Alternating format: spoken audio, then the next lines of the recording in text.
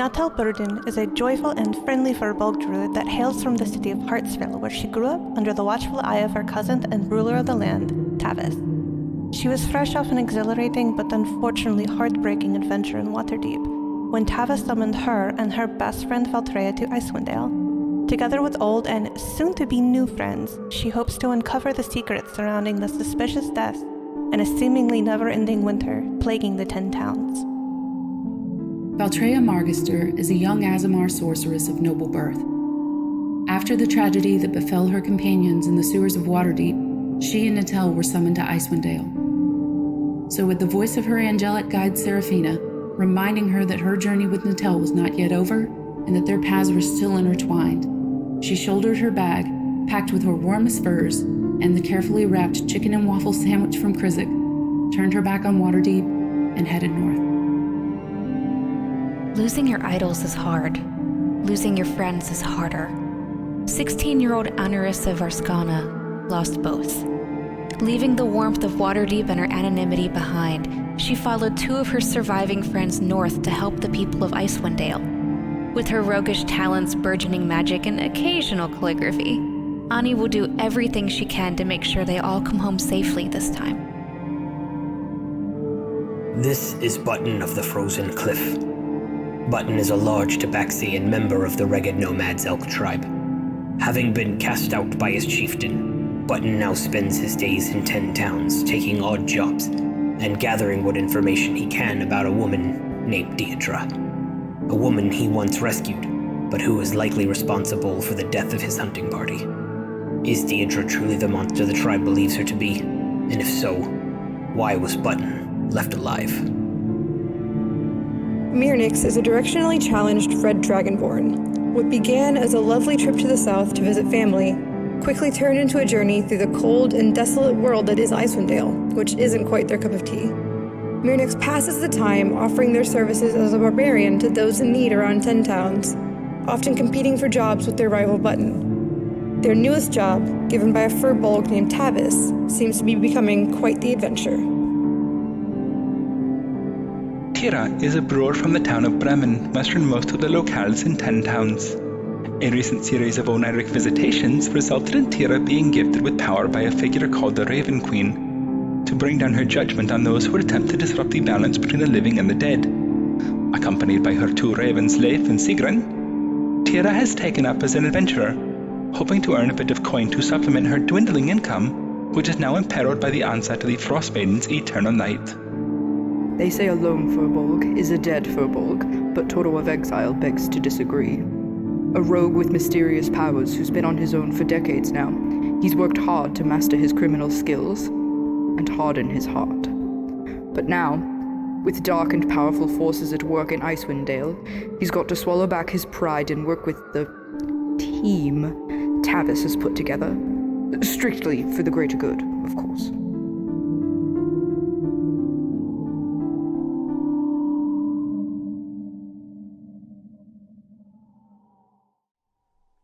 Hello everybody, welcome to Table Hops and our Rime of the Frostmaiden Dungeons & Dragons campaign.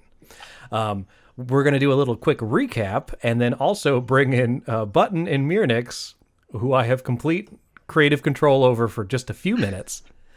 And then we'll see how this starts. So, in our last adventure, the heroes traveled through the caves north of East Haven and found a hag. And after defeating the creature, they found this magical cauldron that apparently can create just bowls upon bowls of soup. They didn't sanitize it, but they sold it almost immediately. And while they were waiting for the money to be collected, they were held off in the town hall, where the town had already found another artifact, a ship's figurehead, apparently made out of Chardolin, the magical, crystally evil goodness of badness. And then... And then those are all certainly words. Yes, those are all words. I'm trying to put them together. You put them in an order. I did put them in an order, yes.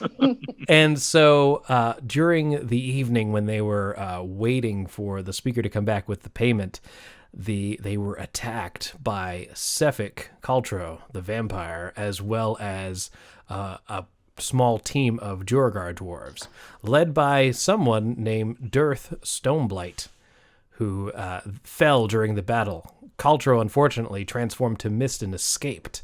And That piece of shit. yeah, I know. After Wait, this, hold. yeah, you didn't kill him. Yeah, you didn't kill him. I didn't realize he ran.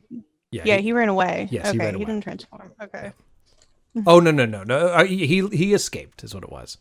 Yeah. Where was I? So at that point, we are just sort of starting directly after that battle. So you're surrounded by the bodies of duergar dwarves, and at the same moment, the captain comes out into the scene, and with her is both Button and Mirnix, and they are being escorted by a couple of other town guards. And then on the rewind to see what happened to Button and Mirnix, your characters decided to go check out the East Haven ferry, since that was your biggest lead to Caltro. But apparently, probably because they have invisible spies around the town, they got word of it, and when you got to the ferry, it was empty. There were signs that people were squatting in there. There was a few maps with some strange dwarven writings on them. I don't know if Button or Mirnix, if either of you speak Dwarven. Okay, Button's then a big dumb boy. symbols don't make sense, but you decide to take it with you. Since your frustration and fruitless endeavors of trying to find the dwarves and the vampire turned out without any success, you decide it's probably best to head to the tavern and have an ale, which turns into another one, and then another one. As you recount the different fights you've been in and how some of you have gotten to, let's say, within like just a small sliver of someone about to die, and then someone swooping in and claiming the kill. Yeah, at least I hit him, though. So, just for I fun, saved your life last time. let's do a Constitution check each of you versus each other to see who wins the drinking contest. Constitution check. Yes. Straight Constitution. Alright. Con versus con. Whoever rolls higher wins it. You just have to beat a 7, Kenzie. All right, Margwin, thank you for the subscription. Really appreciate it. Yep. Nice. Hey! Cats are not made for alcohol. All right, so after a few, the discussions begin to heat up more and more, and eventually Button decides to push Mirnix, who lands into a table, and then that lands to another patron, and eventually there's just an all-out bar brawl, which causes the captain and some of the guards to come in and restrain you. And this you recount to to your friends as they're brought in to the East Haven Town Hall. So, what would you guys like to do? Sorry, guys. I think Toro just stands there looking very exasperated and disappointed. Thank you, Miniature Mage, for the Disappointed subscription. I'm very sorry. I don't know what came over me. It's almost like I had no control over this. It's like all of everything I was doing was somebody else doing it. It's very odd. So, Oh no, I was completely aware of what I was doing. So at that point, Captain Arlagoth sees the dead bodies of some of the Duergar and says, "Oh my God! What happened here?" Well, there was. Yeah, this is the much bigger story. There was a bit of a fight. Oh, I can see that. I've never seen dwarves like this before. Yes. Oh, yeah, duergar. They don't know dwarves. about the Duergar. Right. I think they're still very uncommonly known. Mm-hmm. They don't come to They've the only surface just too recently, often. Yeah. They were led by some man. I don't know his name, but he disappeared at the beginning of the fight. And, I'm looking at Toro to try to figure out if we don't know his name or if we. I know. I was don't thinking know the his same name. thing because I Yes, thought no, you. we don't know his Okay, name. got it. Yeah, that works. Okay, she's just kind of like staring at you, trying to figure it out. But the duergar stayed, and we fought them off. Well, I have to say, it looks like our town owes you another debt. As Toro's saying this, Button and Mirnix, you look over, and Toro looks quite rough, as if Do I? he's been through a lot in a short amount of time. Let's say 40 years. Oh yeah, I forgot I'd aged like You guys should see And if you look at yeah, she needs some eye cream. yeah, you look at Valtreya, and Valtreya you has almost nothing don't recognize her at moisturizing. first because she's aged 4 decades due to the magic of this. So they both look pretty bad. Let's say it's like that scene in Beetlejuice where they're aging over the table. Yeah. Oh no. I'm sorry, ma'am. Do you need me to speak up? Valtreya like just glowers at you, and that's when you recognize in full certainty it's Valtreya. Well, You doing okay? She's been up all day. She hasn't had a nap. Oh, she needs some beauty sleep. This cold, A little bit. the cold Good amount of it, good yeah. for Cold the cream. skin. Yeah. cold Just cream. It's just cream we leave out in the snow, and it just gets cold, and you put it on your face, and it's good for the All it's good the for cream is complexion. cold here. Yeah, exactly. So just then, speaker Waylon comes in, and he sees the carnage, and again asks what happened, and you recount the night's ordeal. He's carrying a large pouch of coins. And he says, "Well, I've acquired your payment, but I must say it looks like this battle has worn on you, especially you, young lady." He says with a little bit of sarcasm on the end of it, to which Valtreya rolls her eyes. I have what the price we agreed on, the 1,000. I trust the. Looks like someone else was after the cauldron, was it? Yes, it was no, likely the actually. cauldron. No. No. I'm so confused.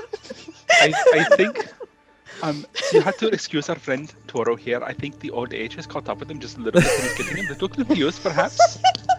I don't think it was the cauldron they were after. They seemed to be after the figurehead that was in the room with us. Oh, really? Well, They were after the Xardorok. So, looking at the floor, he sees amongst the bodies of the duergar that they were also carrying Chardolin. Apparently, they're just collecting it. And he says, "You mean this crystal substance here?" And he reaches down to pick it up. Don't touch Don't it. touch but it! Yes, that's the one. They died at our hands trying to get their hands on this Chardolin figurehead. It has very persuasive powers of corruption. Is that the crystal that I'm familiar with? It is not the crystal in the box. When they were inside the... that's Oh, yes. No, the material, that- yes. Yeah. Correct. The That is berserkers are carrying, Yep. that's Same Chardolin. stuff. And apparently the same stuff that the duergar were looking for in Kier Koenig to the north. They're just... Yeah. So, bad news. With that, the speaker says, "If you've been affected by some sort of curse, I'm afraid we have no temple in town per se. Your best bet would be to go to Brinchander. They have the Temple of Lathander there." Let's get her home so she can watch Nash Bridges. My programs. Stories. She's muttering something about Matlock in the background. All right. So with that, you receive your 1,000 gold pieces in payment. Is there anything else you want to speak to Waylon about? He still plans on delivering or having the figurehead sold to the Speaker of Targus.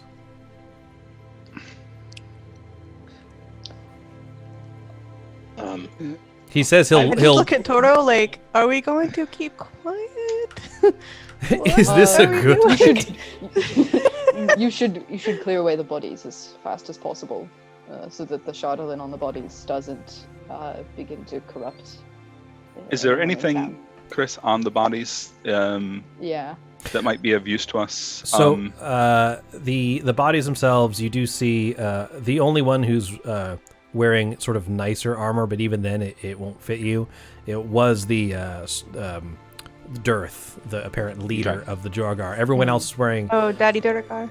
Well, he actually said that his father will hear about this before he was slain. So apparently this is Sonny Boy. Yeah.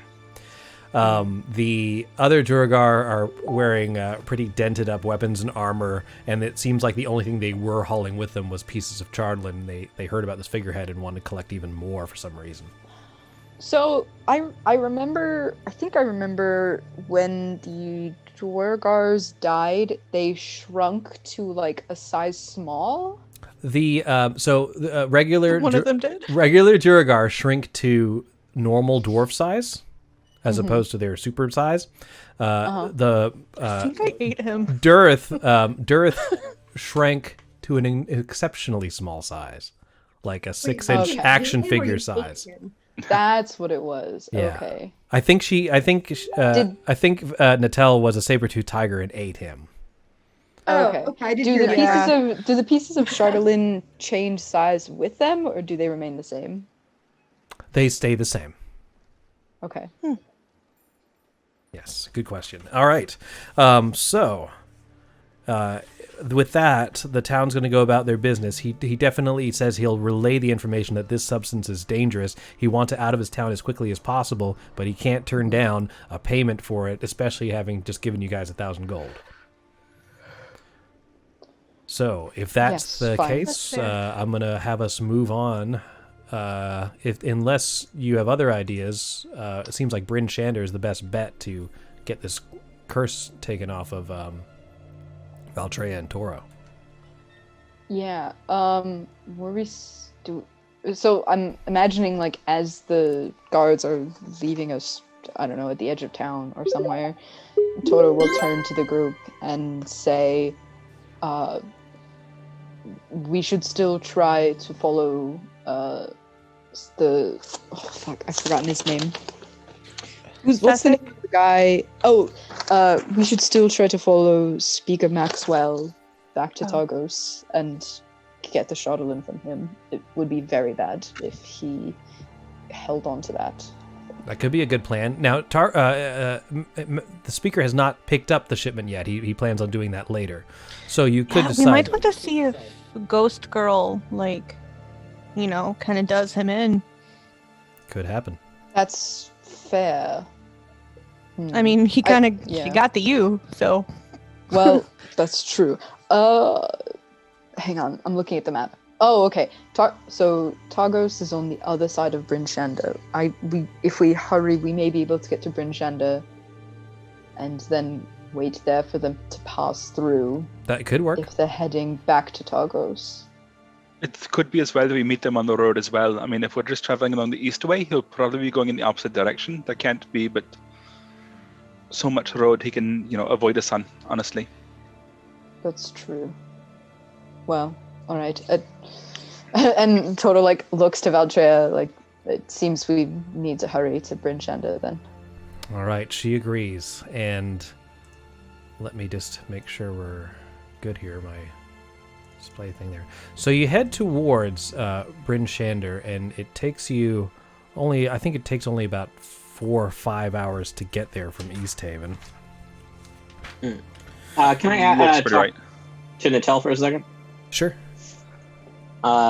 So things have been a bit rough since you came up to the north. I mean, this is... Yes, it's very sad and desolate up here. Yeah, it's... I can see why you stay. A hard and terrible place. I don't recommend it for most people, but I just want to make sure that you're okay, as your friend is old, apparently.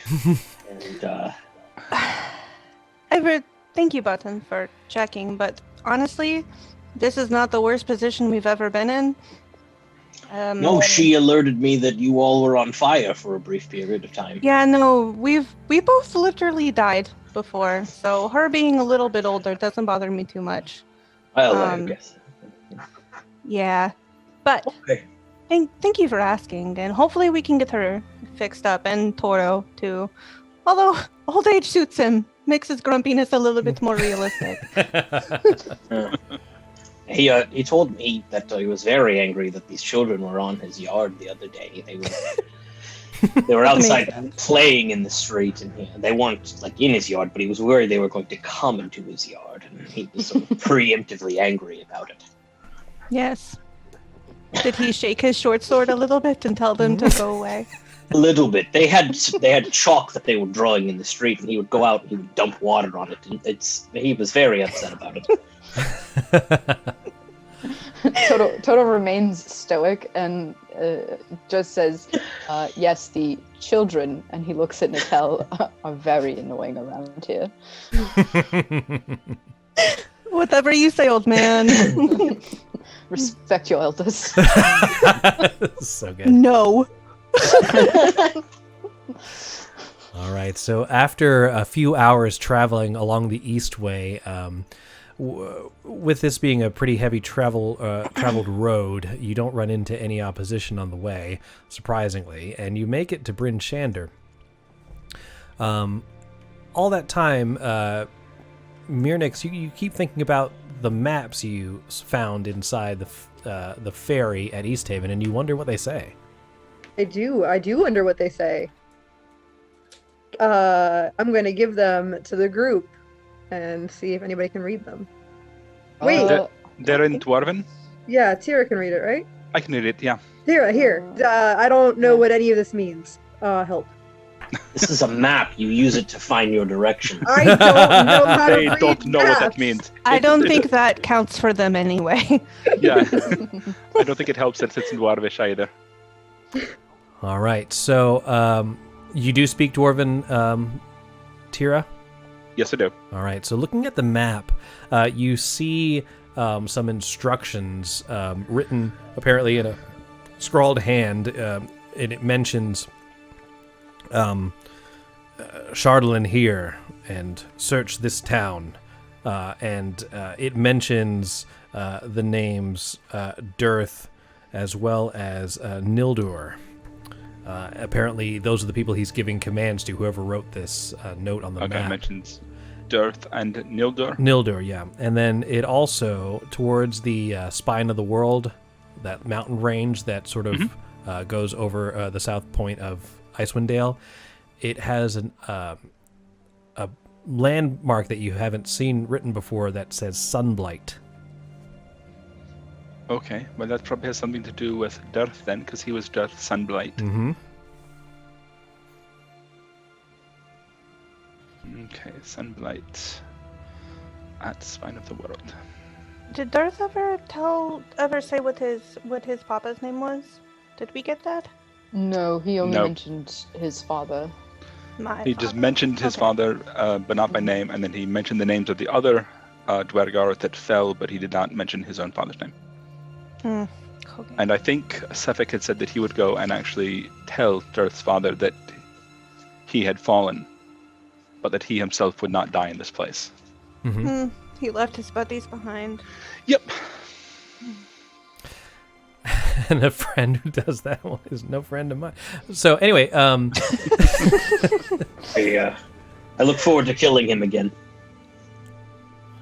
Hopefully you'll get a chance sooner rather than later.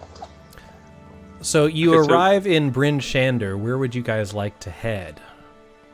I think we need to go temple, to the the House temple of the Morning Lord. as soon as All right. possible. You head towards the temple and you inquire. What do you want to say to them? As you go inside, you come across Mishan, the priest of Amonitar, which is like the hardest word to say. No. Can you please help our old people? I'm not supposed to be old. Well, we do have a home for them. With I that, look at Toro. I'm like, that's tempting. What But about no. homes for arrogant brats? Do you have one of those? What about an orphanage? with that, at the top, in the top sector, you see a trapdoor open up, and out pops the head of a gnome, and you recognize Copper, the acolyte who you helped with the Black Cabin debacle before, and he seems exceptionally happy to see you, and he says, "Oh, my friends, you've returned," and then he sees, "Oh, I see you've been through quite a bit." Yes, there was some sort of curse or spell or something. Oh. The speaker in East Haven said you might be able to fix it. So Mishan begins, "Yes, of course, for a nominal fee, we'll be happy to remove." And Copper says, No. They've helped me. I think we should help them. And they also have been blessed by the real Morning Lord, Lathander. We can give, we can pay. We can just give the retirement golden watch that Toro is wearing right now.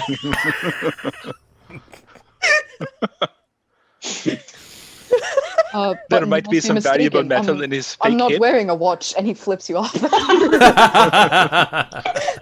He's so cranky. He hasn't had his afternoon nap yet. I'm sorry.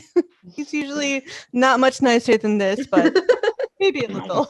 Listen, it's almost 3 o'clock. It's time for him to get dinner.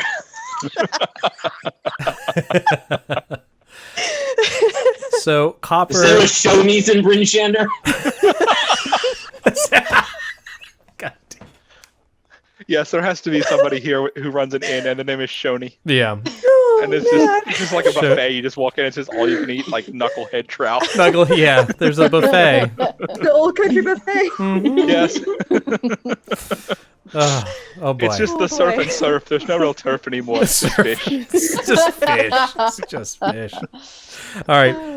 So But it's all you can eat fish. Speaking of which, you can leave the oldies at the temple and go to the North Look if you like. Make sure you only serve them soft fish because the teeth aren't what they used to be.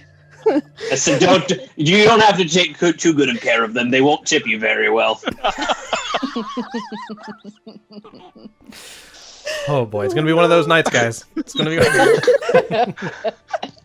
There will be no plot done tonight. none.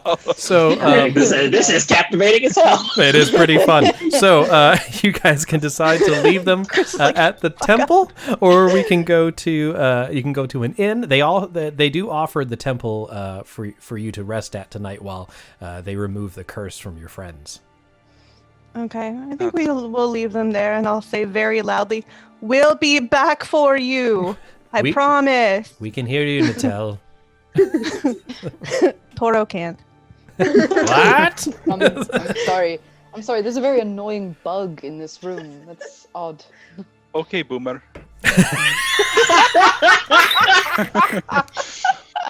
And Tira just sort of like nods very exaggeratedly. Don't leave them alone too long. They'll destroy the housing market of Brinchander. Good gosh. All right. So Fine, I'll just destroy the environment and then leave the rest of you to clean up the mess. That's right. Exactly. Well, the environment's pretty much already been destroyed anyway. So Trey has not shut up about how kids these days. She's mad about our participation trophies. So you, while continuing to mock the elderly, you head towards the North Look Inn, and you find a seat, and in the distance you do see Old Bitey against the wall, and with that the Scramsax, the person who runs the inn, recognizes you, says, "What can I get you? The usual? All we have is surf." Yeah. Just one turf? Just one? I might little find turf? one turf in here somewhere. All right, I'll have food up for you very soon. And that he can. I go up and I make the fish sing. Oh, good. Let me look it up. Old Bitey, just so I can put the picture of it on the board because it is fantastic. Here he is. Oh God, I love it. There's a place I'd like to go, farther up the river's flow. Where it is I do not know. Must be under all that snow. Yeah! And that's what he does. And that's the highlight of our fantasy adventure, ladies and gentlemen. So High fantasy. High fantasy adventure. what are your characters discussing about the current state of affairs in 10 towns and what's going on with the duergar? First, I tell everyone that I outdrank Button. I believe it. Yeah, that sounds about right. Yeah. Well, look, when you have a physique like mine, you can't just get drunk every day. What are you trying to say? I look at him and he's just like, he thinks he has visible muscle definition, but it's just fur. It's just fun. Yeah. Can I like splash some water on him to make him all like wet and like wet cat? It would take a lot of water to do that. Damn it! All right, But you can splash him with water, but it'll just be like one of those puffs. And then we'll have another bar fight. You can't go town to town and have fun. Yes, you can. Sure. Fighting around the world. So I guess I found some useless maps at the ferry. Well, useless to me. I was looking for a very specific person that was getting killed by my friends. I guess, do we have a lead on where he, vaped off to? Wait, Stefan? Yeah. Well, I can only assume he went back to the duergar keep to go tell what's his face's dad that we killed him and all of his Okay. So children, brothers. That This might is- be something we have to tackle very soon as well, I'm thinking. there was a lot of pronoun confusion in all of that. I'm sorry I didn't follow very well. I don't understand the relations between duergar. Look, okay. No, I don't blame you at all. That was all very complicated. It was like I wasn't even here, because I wasn't. So I mean, do we go to the keep then and just, slay the whole lot of them, or? So as you're discussing this, a figure approaches from behind you and comes to your table. And this large man comes up to you and he says, "I'm sorry to interrupt. I think you said something about duergar."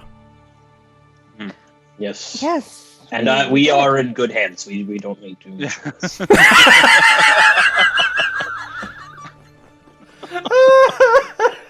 Oh! I didn't see his picture until just now. I Wait, his noticed picture? it. Yikes. Okay, that was a legit spiration right there. Well, That was a when belly they- laugh. When they make the Icewind Dale movie, that is Idris Elba. I hope. Yeah, it is. Are you in good hands? Did you see there Anyway. is a D&D movie coming out though? Yes, there was a really bad one about a decade ago. Like- Don't watch it. Yes, there was. 2015. Or do watch it, but just It's No, you what you're watch getting it into. drunk. It's bad. The Yeah. cast was. Anyway, so yes. We Yeah. we were talking about duergar. Do you know anything about them being this far up north? So the manager says, "My name is Sheriff Markham. I run the militia here in Bryn Shander, and our scouts have been dealing with the duergar. We thought we were the only ones to know about them. We're trying to find where their main base of operations is. We know exactly where it is. Yeah, we might actually know something about that, I think. Well, if you'd be so willing, I'd love to have you come into the town hall and present your findings to the speaker. But I have to ask, are you in good hands?" Sorry, I just saw Seb's message. I'm not in this scene. I have to have Wait, fun what in did the Seb chat. say? Yeah, that's true. That's what you're doing in.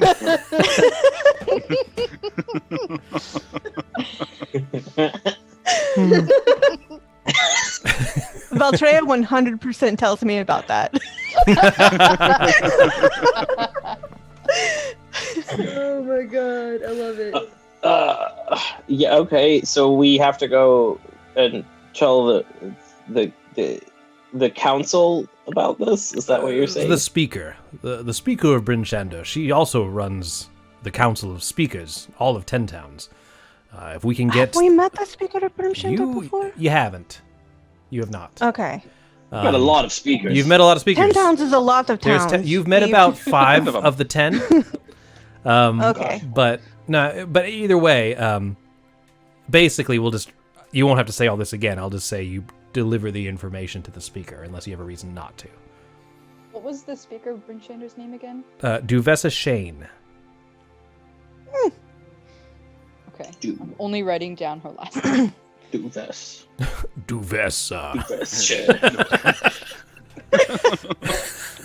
Oh gosh. Oh man, we're not going to get through it, guys. We're not going to. So you basically, let's just take it this way. If you're down to share your information, you'll be summoned before Duvessa Shane at the town hall once your compatriots are all fully healed and you have a long rest. I have no qualms with sharing. Toro isn't here to make us keep weird secrets, so I'm all for sharing.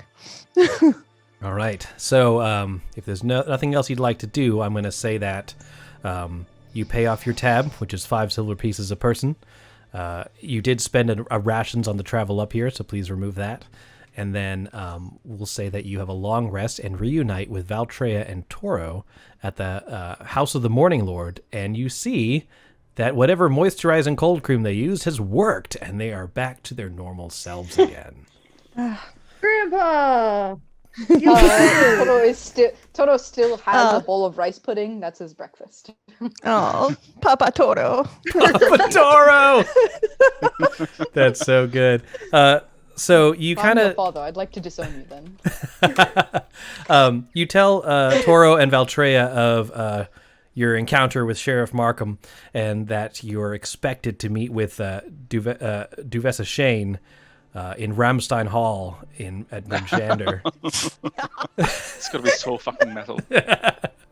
And Toro, I'm whispering something to you in the chat. Okay.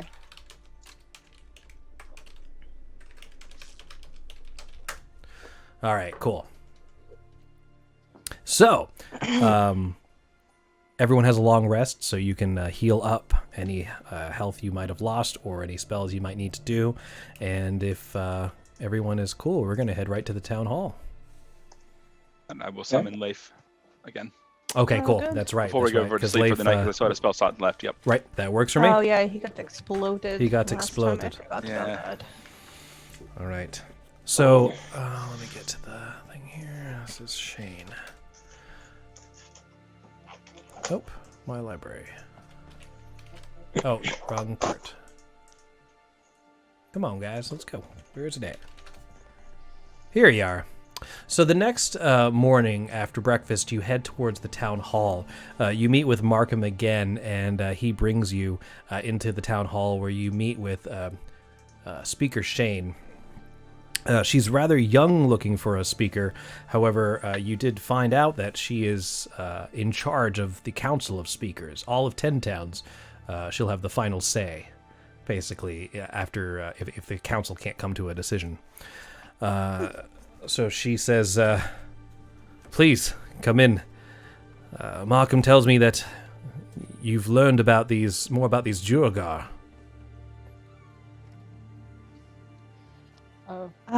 Yes, we actually were able to track them to a base somewhere around here. North of Kerkonig. Yep, there we go. With that, she looks towards you and says, well, what I'm about to tell you does not leave this room, yes? Of course. Sure. Agreed. Yeah. We're in need of a team for an infiltration mission. You seem to have the correct skill set for this. Oh. You have me. Mm-hmm. You have me to obey. I can't do it. I can't. Jun, jun, jun, jun, jun, jun, jun, jun, jun, jun. So, oh boy, I mean, that was good. Invisible enemies walk among us. We have seen their boot prints in the snow, and now we know what they are. Duergar, These malevolent dwarves of the Underdark have infiltrated 10 towns in search of the rare crystal, which you call Chardolin. With it, they're building a mighty construct that will lay waste to 10 towns if nothing is done to stop it. Our militia captured one of the duergar, and its information that was divulged from it confirms your map as their mountain stronghold. Therein you will find a duergar warlord named Xardorok Sunblight. He aims to conquer Icewind Dale and destroy us all. For the good of 10 towns, will you penetrate the duergar fortress, slay this evil warlord, and destroy his terrible weapon? You said Xardorok? Xardorok, it's Xardorok. So that's Daddy Duergar. Yes. So you want us to slay? I believe I speak for all of us when I say Yas, Queen. Yeah.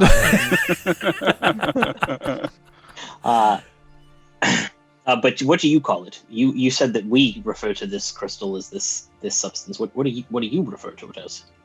Honestly, we didn't know what to call it. This is the first we had a name. We just called it the Dark Crystal, but then apparently that's on a copyright thing on Netflix, so we just had to keep it. Can't do that. So Wizard Jim Henson. So just to avoid confusion, if you look at your Icewind Dale map, over here, north of Kirkjonig, actually, this duergar outpost was one that you found that Mirnix and Trovis, the speaker of Kirkjonig, you guys kind of like found that, or with the other in a previous adventure. The map that you found on the ferry indicates this spot in the spine of the world to the south, in that mountain range. See that black dot there? The black diamond. Mm-hmm. So that's what is known apparently as Sunblight. So I will write that down there, just so you know. The outpost is much smaller apparently than Sunblight. There it is. Did you shift ping to that again? Yep. Oh man, it takes me all like way far away. Yeah, okay. it's the other end of the map. Oh yes. That's going to be a very dangerous ski, but it's not as bad as 2 diamonds. All right, hold on. There you go. Yeah. That is very watch out. Watch out for that. Okay. Does he eat diamonds? Yes. Is that even a thing? It is now. The speaker helps you plan, and just so you know, you have a few options here, guys, if you're going to undertake this quest. The easier travel is to head south along the 10 trails, take the river around the mountain to get to Sunblight. That's about what I was thinking. 30 miles. That will take you approximately 15 hours on sleds and axe beaks, etc. It's significantly shorter to go straight across past Dugan's Hole, up the mountain pass, climbing the mountain. Yeah, if you just skirt the hole and go to the pass, and go take to the pass hole. The pass hole. We gotta pass the pass hole. If you just go to the pass hole, then it's only about 18 miles. And from the Sunblight taint. Right into the Sounds like tank. a dream. So that's that space in between this mound and. Will that be a hairy situation? Well, there is a bridge between these two peaks known as the Fleshy Fun Bridge. Fleshy Fun. Oh, hey, listen, we could split the vast difference and just go. We hope you've enjoyed our show. Margo and I will unsubscribe with you. Good night. She doesn't know what you were Everybody. but still. This has been High Fantasy, brought to you by Table Hops. Like and subscribe for more premium content. Hi. So, what are you guys thinking? You're gonna tickle the pass hole. God damn it, Jack. And then 10 towns met his fate. All the characters died. This is how I go out. The real rhyme of the Frostmaiden was the pass hole.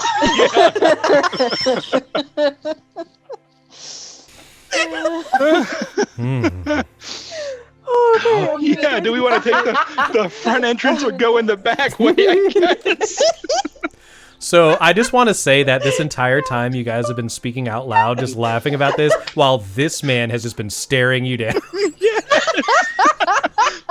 I have no problem with this happening in character. This is amazing in character. Absolutely. We're just giggling at our maps. He looks towards Speaker Shade. He says, "Are you sure we're in good hands?" Thank you, MP3 Chaos, for the inspiration. I definitely need it. Thank you. Hey! So, with this, what are you going to do? I personally have no issue with the more dangerous route, but I think it would be better if we take the longer but safer route. Yes. Yeah, Yes. I I'm think not that a maybe fan sticking- of the fleshy Sunblight. Munich can't hit I'd anything, rather- so it's... I'm thinking that taking the tent trail and then going down the river, probably, though it's not as direct, I think following established trails and paths like this might be safer in the long run. And Right. we don't want to end up there with, someone missing some limbs or Right, cursed exactly. or... Yeah. Old. All right, Or sounds old. good.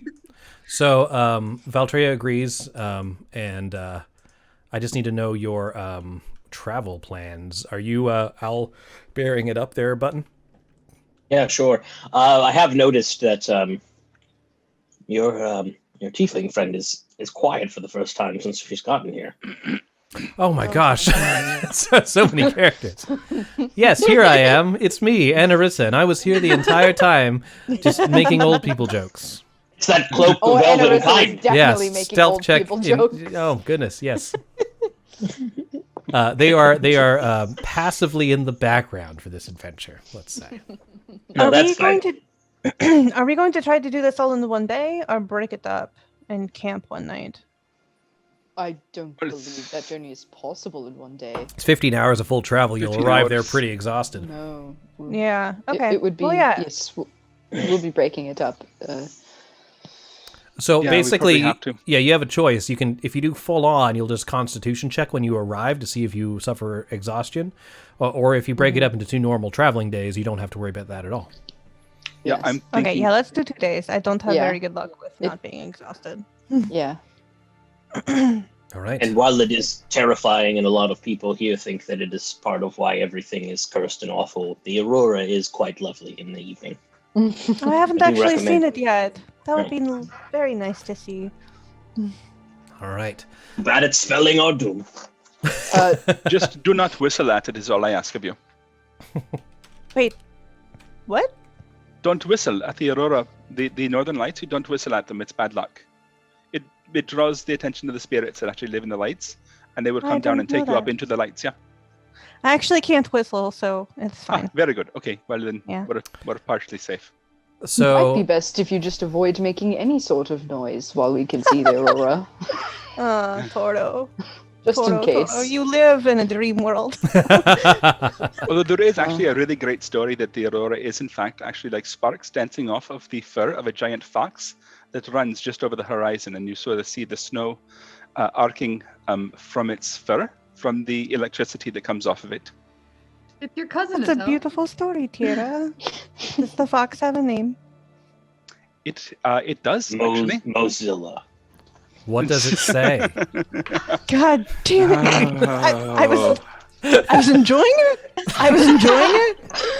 And then Zach ruined it. She leans to That Natalia made and it says, better. I ruined everything. Sorry. "It's Revan Toilet is the name of the fox." I'm sorry, I heard revved up toilet. I am, So did I. That's what I heard too.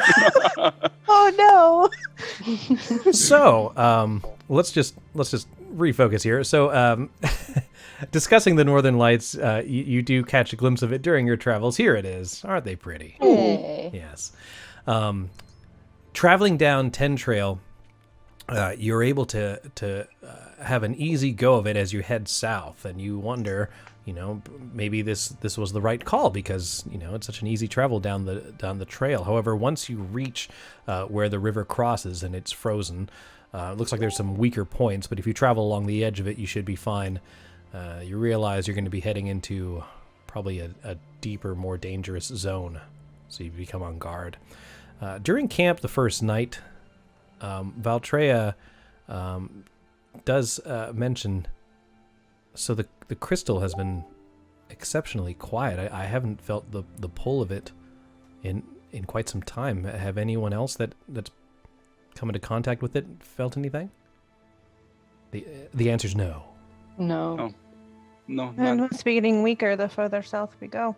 I still have the key, right? Who's carrying the crystal? I believe Valtreya was I think the last Valtreya one still carrying had the box, with the crystal in it, Yeah. but you have the key. Which seems strange because at first, the more south you went, closer to Bryn Shander, etc., the more it would be empowered. It seemed like when you went north to Kirkionig, it got weaker, but now it seems to have run silent. All right. I mean, should we take it out and shake it, see if it still works, or what do we Probably do? not. Probably not. I agree. As I'm not a fan. disturbing as it is that it's gone quiet, I think it's better that we all remain focused at the moment. We've been And there's really not anything out here for 2 Toro days to now. steal except for our stuff, so. Yeah, so nothing for not a great Valtreya to idea. drink either. All right, so you continue your travels, heading into the woods that head towards Sunblight. And as you get farther and farther from the trail, the darkness sort of overtakes you, and you begin to hear what you think at first is animal sounds, but as it increases in volume, it seems to be more like cackling. Shit. Hmm. Great. It's getting louder. It sounds like there's more than one source of this I- sound. I live out here in these kind of areas. Do I know what this is? Do you know what they are? Zach, know what they are. I'm asking. Yes, you more than likely do. Okay. Here, I'll tell you. I'm sure you know what they are. Yeah. Yep. Oh, on your guard, everyone. Gnolls are about. Oh. Right, and as soon as you say that, over a pass in front of you, as the ground is beginning to elevate towards Sunblight, you see them poke their heads out, and their eyes are reflecting just the faint lights coming from any light sources you are carrying, and they move into attack. There is no surprise because they gave away their position with their silly giggling. You'll notice a red circle in the middle of the map. That's where I'd like you to place your figures, please. Would you like Alvin? No. Okay. Mirnix, use your axe to actually hit them. I'll do what I can. Wait, hold on. Where's the red circle?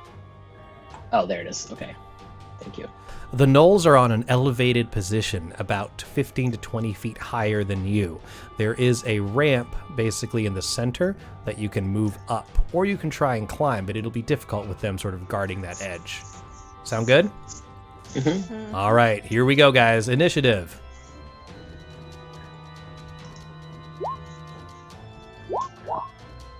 Thank you.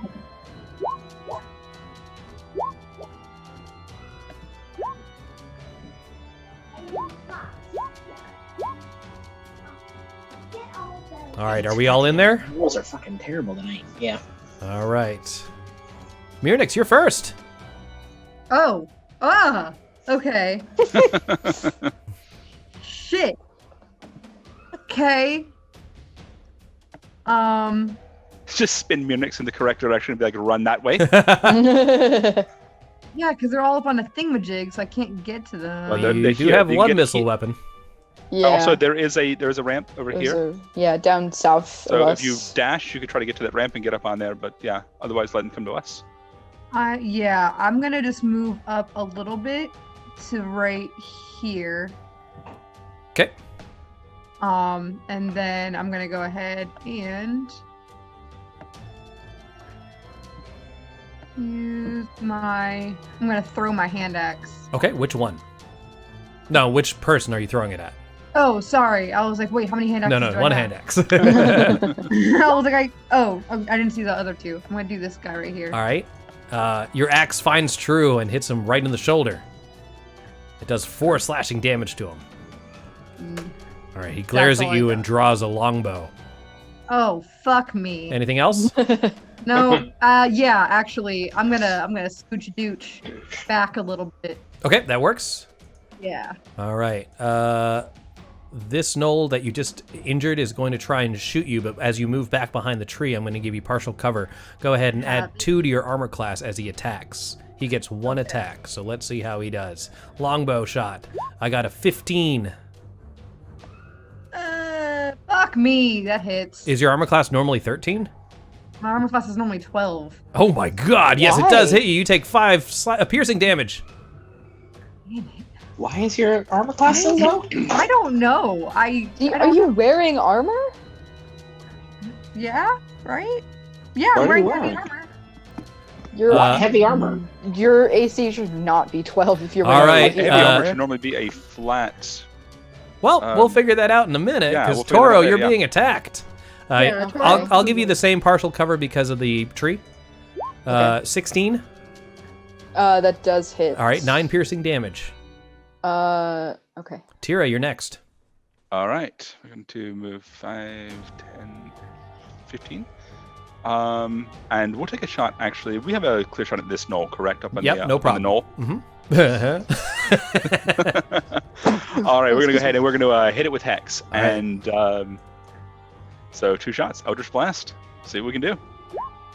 9 is probably That's going to gonna miss. miss. Take it. All right. 19 will 19 hit. is probably hit. Yep. So that's going to hit for a total of 13 damage. Oh man, that racks him right in the face.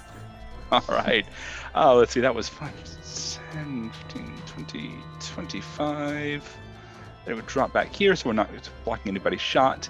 And next up is going to be Leif. We're going to have Leif fly over and try to hit that exact same one. All right. Leif is going to attack. We're going to do our bite. Beast form. Oh, nope, not with a 6. No, that's gonna miss. Anything else? Alrighty. That is it for me. That is it for Leif. Next turn. All right. This Knoll is going to attack. He's going to shoot at Toro. Toro, you're not going to get the defense this time because the tree's too far away from you. Here comes the longbow attack from the Knoll. 23. Oh my god, that's a critical hit for, what is that? I bet math damage? 13 damage. 13. Yeah. We're gonna uncanny dodge that. That works. All right. There is another Knoll that's going. It's the one right next to Leif. He's going to use his bite to try and bite Leif. I rolled a 14. Let's AC. Yeah, that does hit, All right. but that's going to be half damage. So Okay. 2 to Leif. That works. All right, Button, you're next. Okay. Well,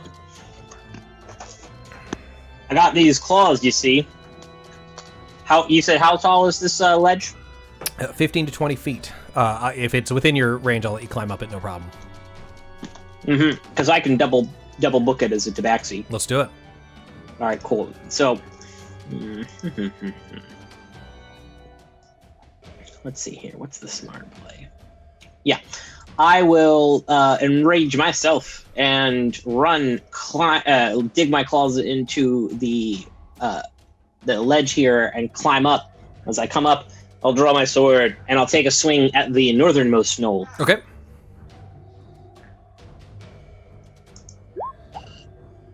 $13 does not hit it. Well, shit. I'm rolling very low tonight. Get them all out now. First, next, I will make my second attack at him again. 25. Yeah, that'll work. That's a lot of damage. 22. 14. All right, 20. Yep, that's gonna be enough. With that, with your second swipe on the upswing, you manage to lop his head off. That Null is dead. Sweet. And I'll turn around and growl at the other one. He doesn't like it. He has a mouthful of bird, but he still doesn't like it. Anything else? Nope. All right. You notice the snow is starting to creep in as if a storm is approaching. This gnoll far in the back is going to try and take a shot at Mirnix. He's going to move over here. It's still going to be rough. I'm still going to give you the +2 AC on this shot because it's such a... You're right next to the tree there. Let's go ahead. Oh, it's a 9. That's a miss. Let's see here. Toro. Toro is going to shoot at this one with sneak attack. Okay. 16 to hit. 16 does hit. 16 is her armor class. 20. Okay, for 21 damage. Holy crap. That was the one next to Leif. I'm sorry, I missed your ping. This one? Yes, that one. All right. That goes directly through his neck. Awesome. Nice and job. Then I'm gonna move up. Can I, if I get like here, can I use the tree to bonus action hide? Yes. Okay. And here comes the stealth roll. That'll do it. They have no idea where you went. Okay. Mirnix, you're the best one in shot from the knoll over here. So here goes that same thing. And you're kind of right there. I am giving you partial cover. I appreciate it. Longbow. 21 for 4. Yeah, that hits. All right, take your 4 and then Tell's up. Now, we'll fix that. Okay. Yep. Am I up? Yep. Okay. Vulture time. Okay. We're gonna put 2 vultures. One here. Ooh, let me get one on this guy. All right. And then one on that guy. All right, one for you. I'll make them big. They're big, right? Big boys. Oh. Oh. Are they pink or are they normal color? I mean, they're large. I can try and make them pink. Oh shit! I'll make this one they light. would definitely be pink. Here, I'll just make them different colors so we can. There we go. I'm gonna end my turn. Okay. That's not where I'm going. Oh, sorry. Yeah, fix that. Shifting, like, the you do middle. get to use them right away, unless they. Yeah. I'm going there. Okay. Okay. All right. So, pink one. I'm just gonna go ahead and breeze through these attacks. So that's 16 to hit. Mm-hmm. All right. That's gonna be 2d4. Or 2d4 plus 4.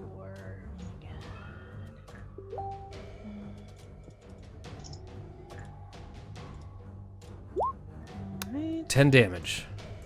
10 damage. Got it. Then he's gonna do his second attack. Crit fail. Nope. Nope. All right. Next one. First attack. Damn. Nope. Oh no. Second attack. That's a 14. I don't think that hits. Doesn't hit. All right. That is it for the vultures. All right, we're at the top of the round, and at this point, a whole just bluster of snow begins to overtake you. We're currently in the middle of a blizzard, so when everything is disadvantage on wisdom checks and disadvantage on ranged attacks, that's going to affect me badly. All right, Mirnix, you're up. Okay, and we figured out my armor. Okay. Yeah. Sorry about that. I do actually have armor. Okay. I'm going to move. Hi. Thank you, baby. Good night. I'm gonna move here. Wait, no, I can dash. Dash is double, yeah? Mm-hmm. Yes, dash is double. Yes. Okay. So that's 35. So I can go another 25. Okay. I'm gonna scooch-a-dooch right here. And that's below the ridge, right? So I gotta go up the ramp next turn. Yeah. Mm-hmm. Okay. And I'm just gonna chill out there. That works. Eat those arrows, I guess. All right, the gnoll sees you approach and moves down the ramp and is going to attack you. Oh, okay. All right. Okay. So, Let's get some melee. Let's go in. All right. Spear. Oh. 15 for 6. That doesn't hit. Okay, good to know. I put my clothes on. And then this gnoll is going to move here and attack Button. All the time. Button, Yeah, spear attack. Oh, crit fail. Jeez. Tira. Okay, we're going to go ahead and we're going to, as an action, we're going to merge with Sigrun. Ooh. And let me see. No, I'm sorry. That is actually a bonus action on my turn. Okay, so bonus action, merge with Sigrun. We're going to fly just to be sure. Hang on a second. Let me do some calculations. I'm pretty sure that's within. Oh, yeah, absolutely can make it there. Yep. Okay, so bonus action. We're going to merge with Sigrun. We're going to fly up here. We're going to land here. All right, I'm shift pinging. There we go. Got it. Okay, yep, we're there. And as an action, we'll go ahead and we will pop out of Raven form. So that's, yeah. That's like a teleport. That's sweet. Yeah, it does allow me to fly. That's it's actually amazing. rather nice. It is Soul pretty of the Raven. awesome. Yeah. Okay, so with that, I guess it will be Leif, and we'll have Leif just attack the knoll and start harrying it. All right, let's do it. 20 for 20 damage. Oh my gosh. Oh, Unless you can make DC's it check, yeah. Con save, yep. All right, let's see how he does in the con save. 20! Oh, yeah. All right, 5. Feeling real good. Is it just 5 or half? It's 5 piercing and then half of the poison damage. Okay, so 12 total. 12 total. Got it. Thank you. Yep. I'm not mathing today. All right, if that's it, it goes to Button. Yeah, that's it for me. All right. Well, let's see here. I think that yeah, I'll just try to kill the beast in front of me. All right. 10 misses. God damn it! I'll try again. 9 misses. Oh. Oh no. Anything else? No. All right, the knoll to the south is going to attack the blue bird with his two-handed spear. Farts, I missed. All right, Toro. All right. If Total moves here, does he have line of sight on this knoll here? Yes, but you will have disadvantage because of the blizzard. Oh, okay. I guess. If you need to change your mind, okay, never mind. You missed. No. That's all right. I That's mean, it? even with the blizzard, like he's not just gonna stand there. All right. Is that end of your turn? Yeah, and then bonus action hide. Bonus action behind hide. the All right. This knoll's getting up with Pink Bird. Do I get advantage on the stealth roll because of the blizzard? No, but if they try and perceive you, they'll have disadvantage. All right. Well, here's a threat. Do you want me to roll stealth again? Yes, please. I rolled a 12 to hit the bird. Okay. Yeah, you're fucking invisible. That was a crit on the stealth. I rolled a 12 to attack the bird. Is that its AC? Oh, yep. That hits. 10 damage. Natel, you are Okay. next, followed by birds. Okay. I'm shift pinging. I'm going to turn invisible, and then, which I think is that a bonus action or a action? I think it's a bonus action. It's once a day. It's a bonus right? action, so I'm gonna turn invisible and just double move. Okay. So we're gonna go. Hold on, I gotta zoom out.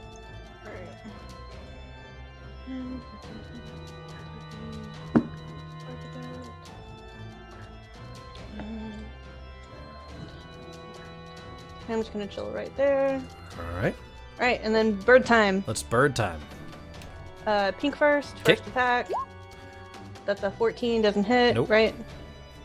Second attack, 19 That hits. does. 2d6.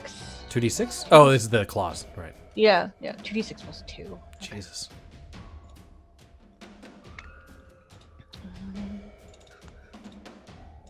Ooh, 6 damage. All right. Alright, second bird. First hit, 18. Mm-hmm. Alright, 2d4 plus 2. Ooh, 10 damage. Nice. All right. Second attack. Does not hit. All right. Alright, But that's they it. are screwing him over. Mirnix, you're next. You can attack like a normal person. Yes, I am so excited. Okay, alright, so I'm gonna fuck this guy up in front of me with my Alright. great axe. Let's do it. Also, actually, I'm for consistency, I'm taking my hand axe out of him because that's the guy I hit earlier. That works. And got it back. I Okay. like it. So, doesn't fuck me over later. That's going to miss. Alright, can attack. That will hit for 11. All right. Alright. And I'm just gonna hang out. Actually, no, I'm gonna I'm gonna move to up a little bit. So I go 30 and then another 10 will leave me right there. So I'm gonna go up and around. Where am I? I'm gonna land right here so I can get this guy next. Opportunity attack. Here I come. Yep. 16 for 7 damage. Nope. Nope. Hey! I got my fighting pants on now. All right. This gnoll that you just destroyed is going to chase after you. 5, 10, 15, 20, 25, 30, and here he goes. 24. Okay, 8, yeah, all right. 9, 10, 11 damage. That hits, I guess. All right. Tira, you're being attacked. Because you're the last one to hit this guy. All right. 10 for 10. Gosh. 10 misses. Hey, Tira, you're up. All right. It's actually probably good that thing missed, because otherwise I was getting hellish rebuked. Oh. Okay. I'm going to go ahead and use bonus action to move Hex onto that gnoll as well, since the last one died. That works.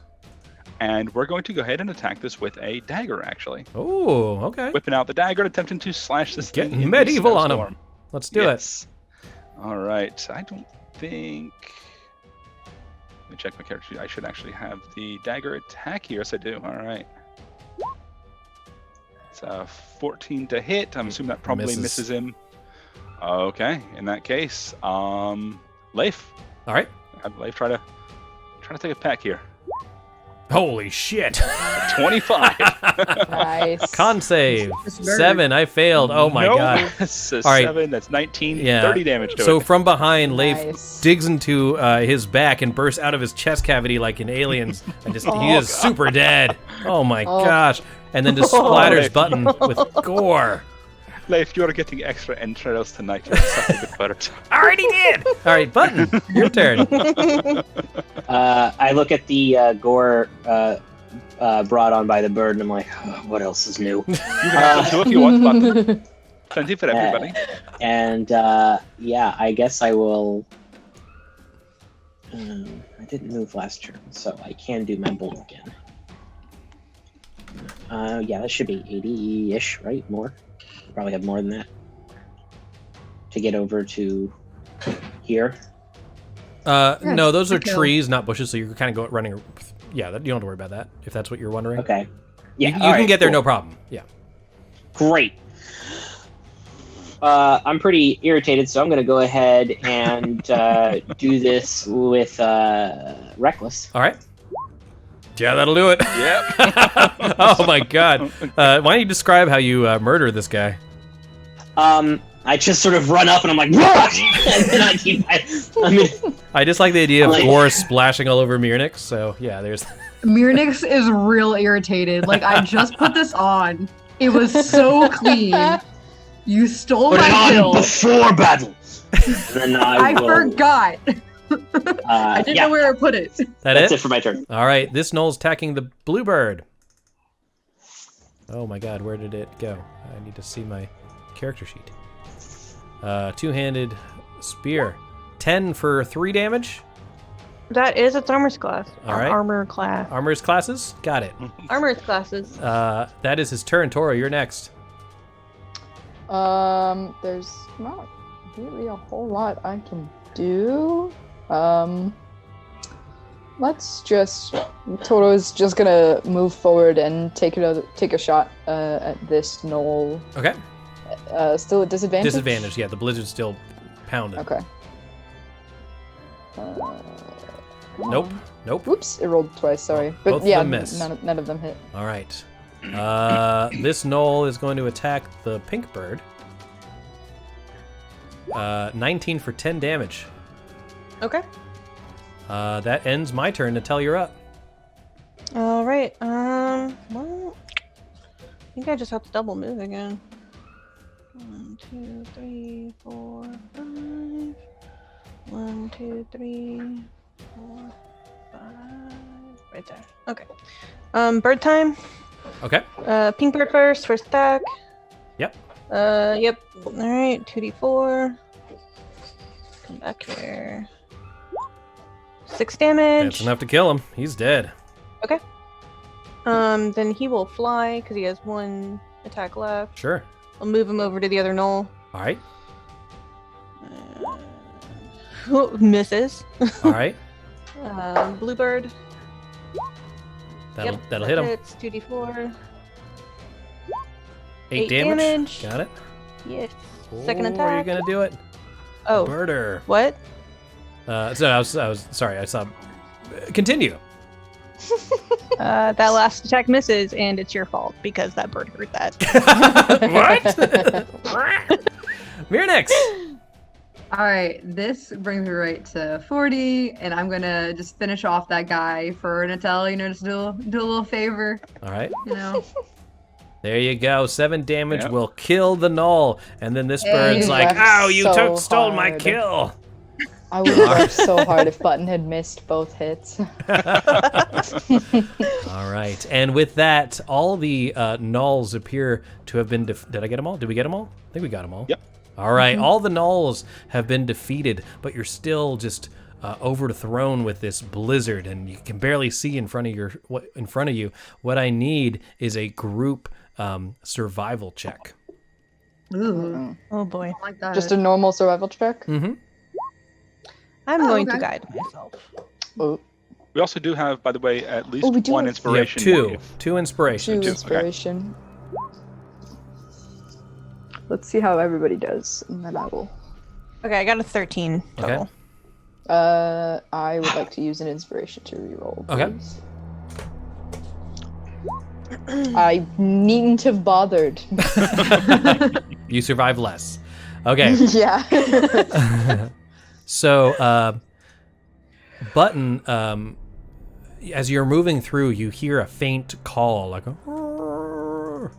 And as you move your way through the snow and hold your hand out in front of you to block just the flakes coming directly at your face, eventually you see a large form in front of you. And as it comes more into view, you recognize it as Alvin, and you find him in front of you. However, you notice that besides Alvin, none of your steeds are there. Your dog sled has run off. Your Axebeak is nowhere to be seen. Apparently they were frightened by the battle or the blizzard, and they ran off. And with the blizzard pouring down, you are unable to find any tracks leading in whatever direction they went. Luckily, you're more than 3/4 of the way there, but your only mount is Alvin at this point. He's a good boy. And me. And yourself. And yourself, correct. Alrighty. With that, you see the a large fortress built out of the mountain in front of you as you approach Sunblight. We're going to take a quick little 5-minute break, and when we return, we'll see what happens. See you guys soon. All right. Hey everybody, we are back, and we have a new party member to join us this evening, and that is Anarissa, played by my buddy Sarah. So rather than me telling us what the hell is going on, how about you all just recount, Anarissa, who's been here the whole time, what just has happened? We were trying to get some sleep, and then these gnolls showed up, and we dispatched them. It's okay that you didn't help it. You know, it's not an everyday thing you have to do. Then everybody, all of the animals except for Alvin left. She was keeping Alvin safe. Well, I appreciate that. I wanted to give you a chance to at least get a few kills in before I sniped the rest of them from you. Very fair. Good call. You know who did the most work, though, is the damn birds. Those things were pretty annihilated. They did a great job. All 3 birds. All of them. Just so many birds. Wait, all 3 birds. There was 4 birds, technically. There were 4 birds. Oh, all 4 birds. Also, Tira was a bird for a brief moment. A lot happened. Yeah, there was a lot happening. I actually killed something. And put your armor on. I put my armor on. But anyway, we're heading to an anus to... I thought we bypassed the anus. Yeah, yeah, you're right. Well, the We're destination's still the same. It's just the way you get about it. Yeah, we're going on the front. Yeah, that's right. The peen of the world. Speen of the world? Peen of the world? Is Something everybody... like that. So I don't know if that answered any of Sarah's questions. So... Close enough. I'll figure it out. Okay. Here we go. We're going to go kill duergar. Yes. Yeah, I heard something about duergar earlier before I had to mute you guys so I could finish my reports. So, but... All right. For some reason, it is sharing my This Dungeon is a Master screen. duergar... There the we go. duergar outpost that has been marked on a map, I believe that Mirnix found. Sunblight. Yes, this is a fortress. And it's Sunblight, and this is the fortress down here in the mountains in the spine of the world. So not the one that we thought originally that was north of like Kerkonik. This is a different one. Yes, different one. And we have been tasked by the Speaker of Bryn Shander to act as a team to infiltrate this because they're trying to build a Shardolin construct of some sort that would lay waste to the 10 Towns region if we don't stop it. Yeah, that sounds bad. Yeah. All right. So, it's going to display something for you. This is also our Instagram story, so be sure to follow us on Instagram, Facebook, and all the other social media do's. Yeah? You're getting better at that every time, Chris. I know. I nailed it. it. Your TikTok, your flip-flop, you're walking the dock. All right. Beyond the snowy foothills, low-lying clouds obscure the icy peaks of a gargantuan mountain that forms the spine of the world. Eventually, you get above the clouds and behold the sheer mountain wall rising more than 100 feet before you. Carved high on the wall are rows of arrow slits with lights burning behind them and clanking sounds issuing from them. A narrow staircase hewn from the rock leads up along one side of the wall.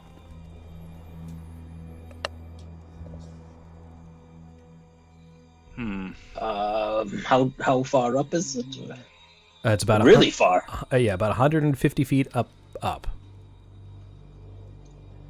And the way up is the stairs. Mm-hmm. Along the left-hand side of that image there, you can kind of see it crisscrossing. Yeah. You'll have to move stealthy, as I mentioned. Those are all those arrow slits in the. Okay. Do we want to be sneaky? Yes. I think that's a good plan. I can do I can cast Pass Without a Trace. No, thank you. Much All right. appreciated. You're welcome. Let's do a group stealth check.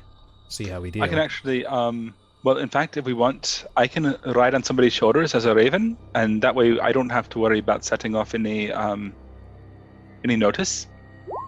And Leif can actually just become invisible. So yeah, this would probably make everything so much easier. And you're going to add 10 to your stealth roll. Mm-hmm.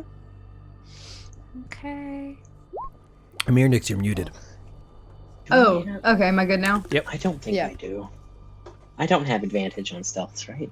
I got a 15. I don't think so. I think you get it on something else, like athletics or something involving climbing or something like that. I can climb with cat's claws. I don't have it. All right. Whatever plus 10. I've got a 5 in there. Hold a question. Yep. Did we go straight from that Knoll battle to doing this? Mm-hmm. Oh. So we didn't get any sort of long or short rest? No. That was the next day. The first day of travel, you had nothing encountered. The second day of travel, you ran into the Knolls. Gotcha. All right, so I have a 32 with the Pass Without a Trace. Holy shit. Yeah, 25. What's the lowest roll? 14? 15. 15. That's still with the 10? Yes, Well, when you 10.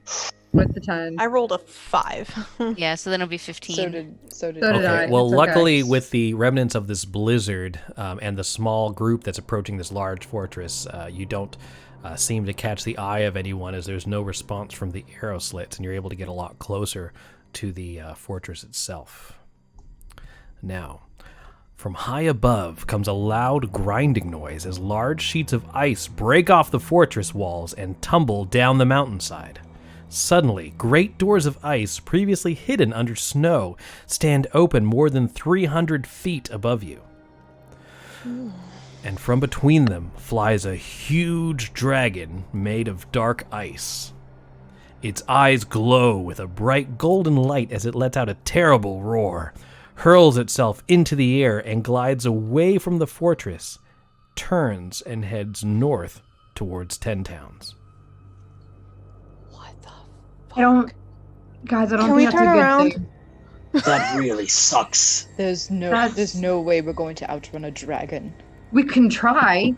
You know what? We No. might just No, have I to don't wash want to our go hands. towards the dragon. No, I Not don't want in a- anything to do with the dragon. Not in a blizzard, we're not going to outrun it. Not without dog sleds, not certainly in a blizzard. 10 Towns had a good run.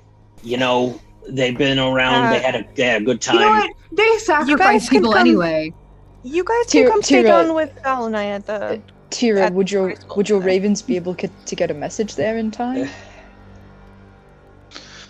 I highly doubt they'll be able to outrun the dragon. I can look up the flying Probably speed. Not.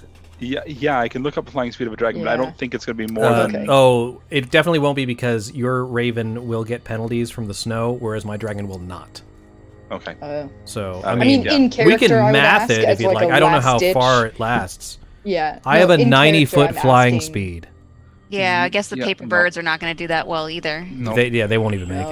No, not in the blizzard. I mean, it may not be attacking the towns. It may just be happening to fly over them as it goes north. Well, no, the So- whole plan of these duergar was to destroy 10 towns. So yes, they are going Oh. to kill them. Yes. You guys failed to mention that in the little recap that Well, that's we... why you make a Oh. dragon Yeah. out of ice is to kill things. Yeah, they I'm with Button. They had a good run, but they also sacrificed people, so you know, maybe Not all of us sacrifice people in minutes. I'm making generalizations, you're correct. I They're okay don't with the really- sacrifice of people. So I need to. We gotta save them. We gotta do something. But I think for now we should see what we're up against in here. Yeah, this Yeah, is probably a let's- more immediate problem. Let's go in there where the dragon's not there. I actually really like that option. It's not here, at least. It's Yeah. you know. It's Maybe also you have possible brother. that maybe whatever is controlling the dragon is in here. If we take that out, maybe we can take down the dragon problem as well. Yeah, we can at least try. Worth a shot. So this is a difficult decision, one of the pivotal points of the campaign. Just want to know, are you going to go after the dragon, or are you going to go into the fortress? I don't think we can take on the dragon. We can't get to it. Okay. No. My vote is go into the fortress. Fortress. We're here. I mean, it's the Yeah. problem in front of us. I think this is. Yeah, there's Yeah. no way we're going to get that dragon back before it, like... We can only hope that there's something in here that'll stop it. Just have to trust that they can handle themselves for now. They can't, but hopefully they can. All right. With that, you head towards the fortress, still under cover of Natel's magic, and you're able to follow that staircase towards the entrance. All right. Oh, Margwin has given you an inspiration, bringing your total to 2 now. I think it was at 2. I had to switch gears when we Yes. when we 'Cause I went used on one break. earlier. Yeah, so it wasn't 0. It was, Yeah. and I have 1. I still have 1. There. 2 for you, 1 for me. All right. Right. Let me just double check my map as we enter. Oh, this is exciting. I've been wanting to run this one for a little bit. I mean, everything's fine. Don't forget. That scares me even more than the pivotal point in the campaign All speech we right. got. Well, you know how that goes, guys. My this is a very important part of the campaign. Shanalar. Shanalar. All right. Let me. Where is? Oh my gosh. Where is the entrance? There's. Okay, here we are. So I'm going to reveal and shift your map in just a minute. So here is this. This is going to be a very large map, so it's going to take you a minute to load. And I'm going to shift ping you in just a second, and I'd like you to place your peoples on this mountain range here. Okay. I know, it's a very boring mountain range, sorry. It's so tiny.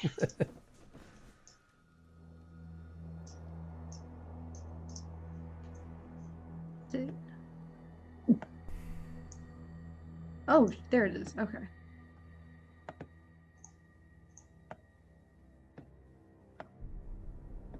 All right, I'm going to actually turn off the Roll20 grid because it's messing with my brain with the built-in grid. Grid. There, that's so much better. Oh, no, I can't do that because these are 10-foot squares. Ugh. Wizards of the Coast, stick to 5-foot squares. I mean, I demand it. we can see that they're 10-foot squares. If you There, want to leave no, it at. I gotta do this. Sorry, guys. Sorry. You could just make us bigger and. Well, no. And just cut all There, distances just line in it up half. just a smidge better. All right, guys. So let me get to the correct layer, and let me zoom in on our groupity group. Okay, I think we are hunky dory. Oh, before we go in, was anybody hurt? In the last I'm like 32. I'm down by 5 hit points. I'm fine. Okay, well, Mirnix is not. Do you have a health Yeah. potion? Yes, I do. Okay. Mirnix, did you also remember your temporary hit points for the day? Everyone should start with 10. It says I have 10, right? Yeah. You did have 10s. I don't know if you took those off when you got hurt initially, or I took I those did. off. I did not. So I actually do have 42 instead of 32. I don't know why I didn't do that, but okay, I have a potion of greater healing, but that does a lot, doesn't it? Yeah, that's Yeah. that's I don't not want to really use worth that it. yet. I'll give you one of my small ones. Oh, thank you. I'll have to buy more when we get in town if we live through this. If the town lives. If the town is still there. if there's a town to buy them from, yes, we should resupply. How many points does that give me? You have to roll. I have to roll. What kind of health potion is it? I think it's just a Angela? regular. Yeah, 2d4 plus 2. Okay.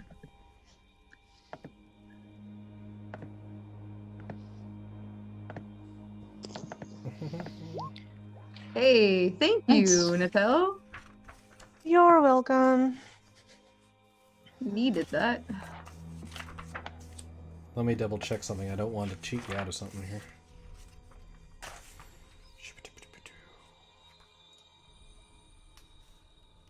Okay. Oh, okay, got it. All right, so as you are heading towards what looks to be the entranceway, you notice a arrow slit to the west, just sort of peering. Just you see a small like shadow move in front of it from the sun or from the torchlight coming from inside that room, but they don't seem to notice you with your magic shrouding your approach, and that shadow kind of moves away from the arrow slit. In front of you is two large 10-foot high double doors made of featureless stone.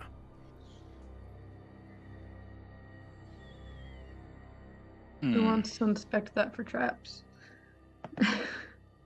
I mean, Toro and I can closest. Yeah, Toro will head to the door first, sneak to the door. Okay. And inspect it for traps. Yeah, and I can. Do you want me to assist? Yeah. So I guess that would be. It's just a perception check, right? Yeah, just Check for perception. So traps. it's like +3 or whatever. Or you roll a 25 and that's. So it doesn't. It doesn't appear to be trapped in any way. It doesn't seem to budge from, and even just your slight pushes on the door. There's no keyholes on the front. You realize that this door is probably barred from the other side. Is there anything cracks in the ice or any of the surrounding walls of the castle that might be movable or? Oh, you make a perception check. Okay, is it still blizzarding? You don't have to make it a disadvantage this close to the fortress. Okay. Perception. Nope. Got an 8. All right. It's cold out here. It's cold out here. I will tell you this: like what you're standing on is like solid, is like ice of the mountain, but it looks like the fortress itself is made out of solid stone. Is it this? Does it look like the outpost, like it was carved from the mountain? Mm-hmm. Yeah. Okay. What is this over here? That's the arrow slit. Okay. We will not get too close to that then. Well, how big is this arrow slit exactly? Big enough for a bird? Yeah, how... Or how big Okay. are you talking about? It's going to be like... Tiny raven. Yeah, it's going to be about like, what, half a foot wide by a foot tall? Like a Subway sandwich on its side? Okay. All right. Leif, do you care to maybe do that? And with that, I think we'll have Leif go invisible. Okay. and just sort of like hop its way across and just perch itself up in the arrow slit, and I can look in and see through his eyes, see what's inside. All right. Maybe if there's Hello. All right. He actually has moved a bit since looking out the window. Let me just scooch him a bit. Okay. All right. This room is heat. Okay, it's braziers, right? Yeah. Because I said braziers every time I read this out loud. Braziers. I mean, there could be braziers hanging on the wall. You know what? There might be, yeah. Okay. If you want this to be that kind of session. The room is heated and illuminated by braziers of glowing hot coals. Oh, God. Visible on the west wall are an arrow slit, which you already know about, an iron lever, and a heavy iron winch. A floor-to-ceiling iron cage in the middle of the room contains an elevator shaft with chains running up and down away from it. The chains are in constant motion, and you hear loud mechanical noises higher up the shaft and as well as farther down. A double door is embedded in the middle of the eastern wall. Air enters the room through a row of 4 arrow slits to the south wall. You see a duergar apparently on patrol moving around. Okay, I can't move that lever by myself though. Not as they've. I mean, I can can send the one myself that- in there. Which is the raven that you can like fuse with? Sigrun. Would you be able to fuse with Sigrun, get inside, and then pop out? And pull the lever? Probably not without being seen, but I mean I could.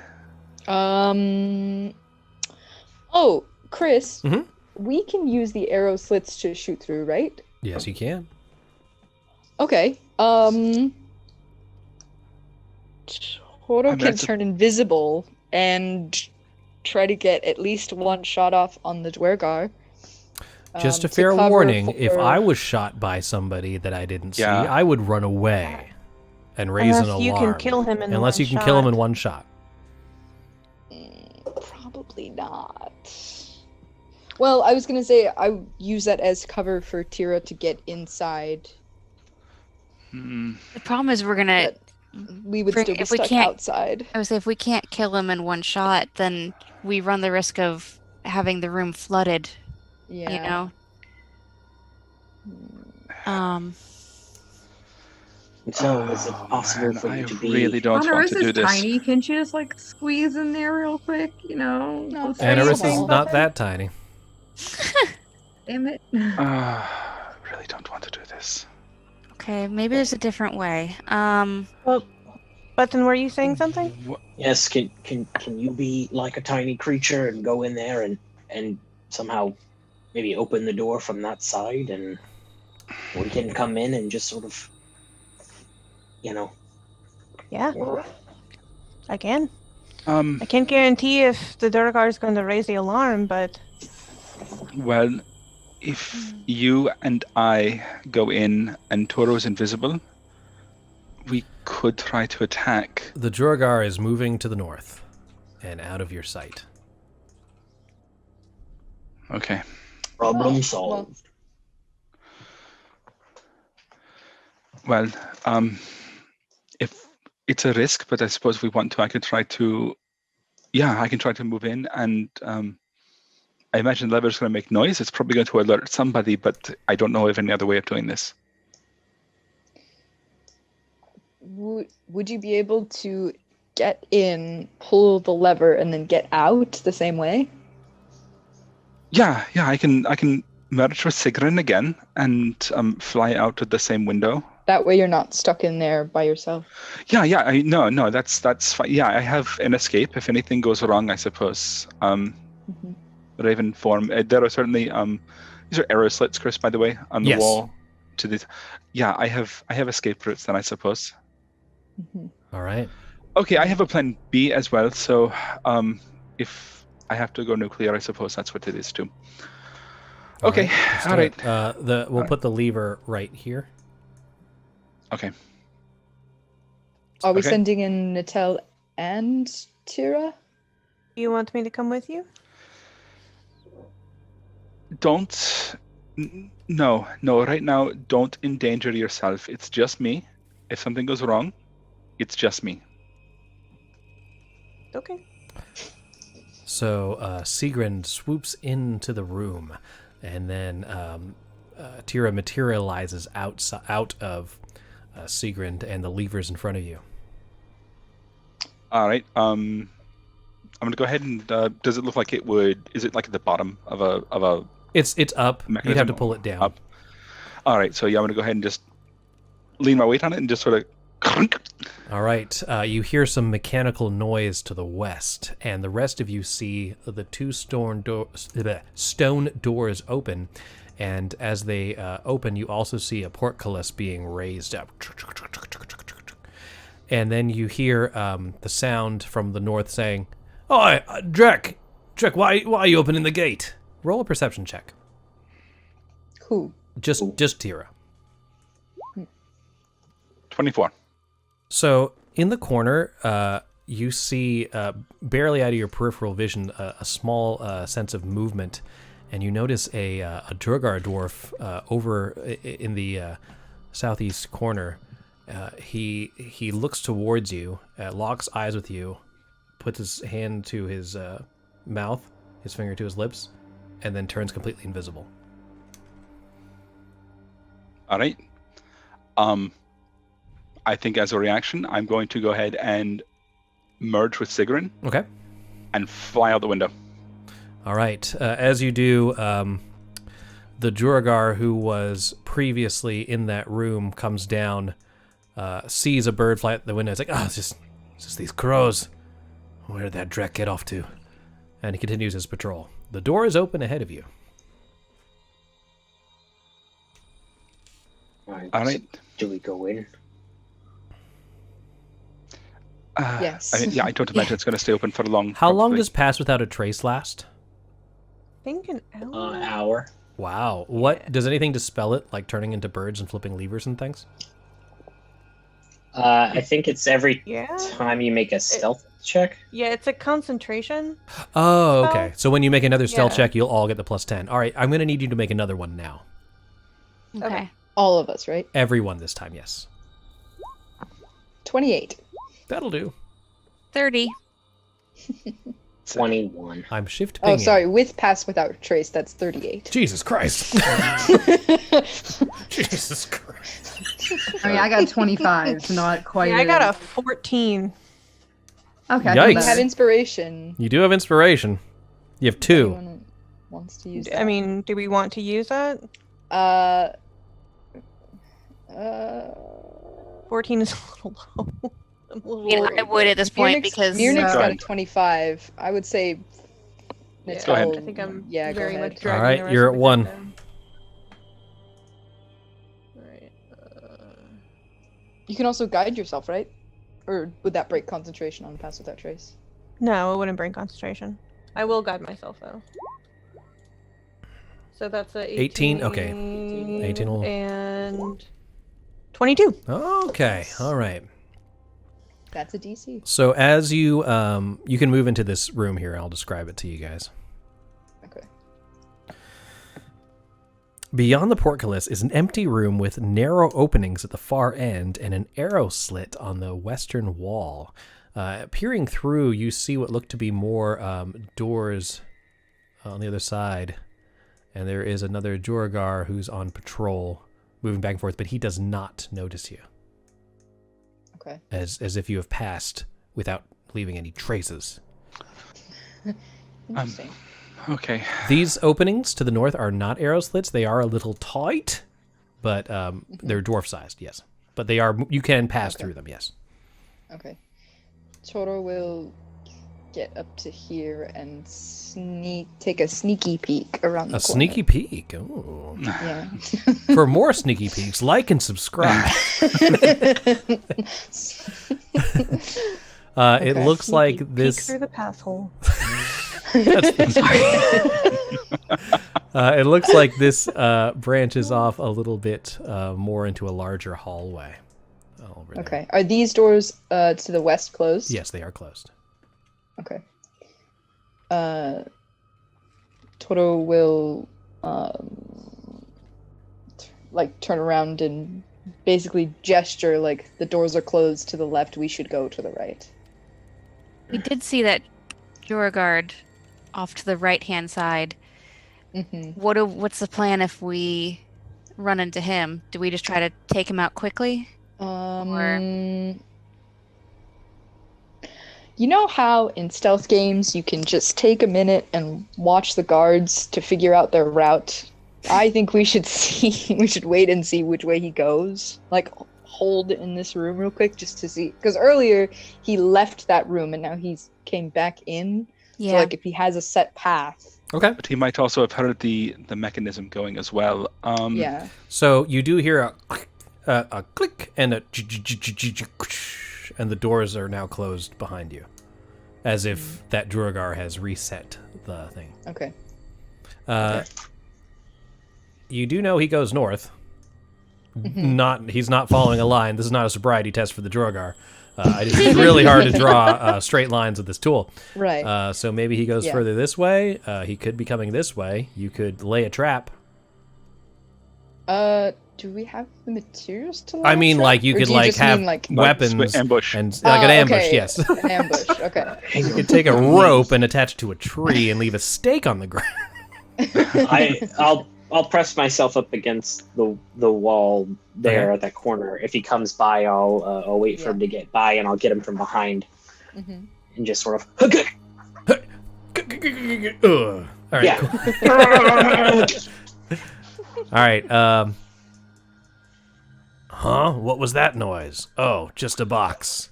As he gets here. Huh? Whose footprints are these? All right. And when he gets by, I'm gonna be like. Go ahead and attack with advantage because you're technically invisible.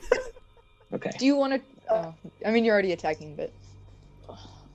What do you want to capture him and talk to him, or No, I'm just gonna pull him backwards into the room so that. Yeah, we can have that be part of the attack. Yeah, just like a. Oh, okay, Yeah. okay. I wasn't sure if this was just like slashing at him with your sword. No, I'm just trying to. Holy shit! Yeah, that'll do 9 damage to him. Yeah, and I'll just kind of like, and then pull him back. All right. I'm going to say you have him in a grapple, and just for sake of, I don't know why he's losing weight really quick. I'm just fixing the token.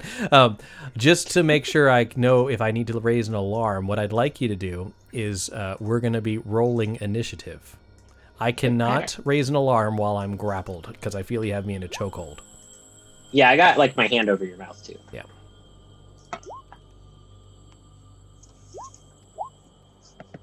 Do I have everybody?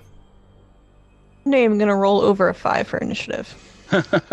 One day. Button, go ahead, go again. All right. Can I sort of like flip him and slam him down on the ground?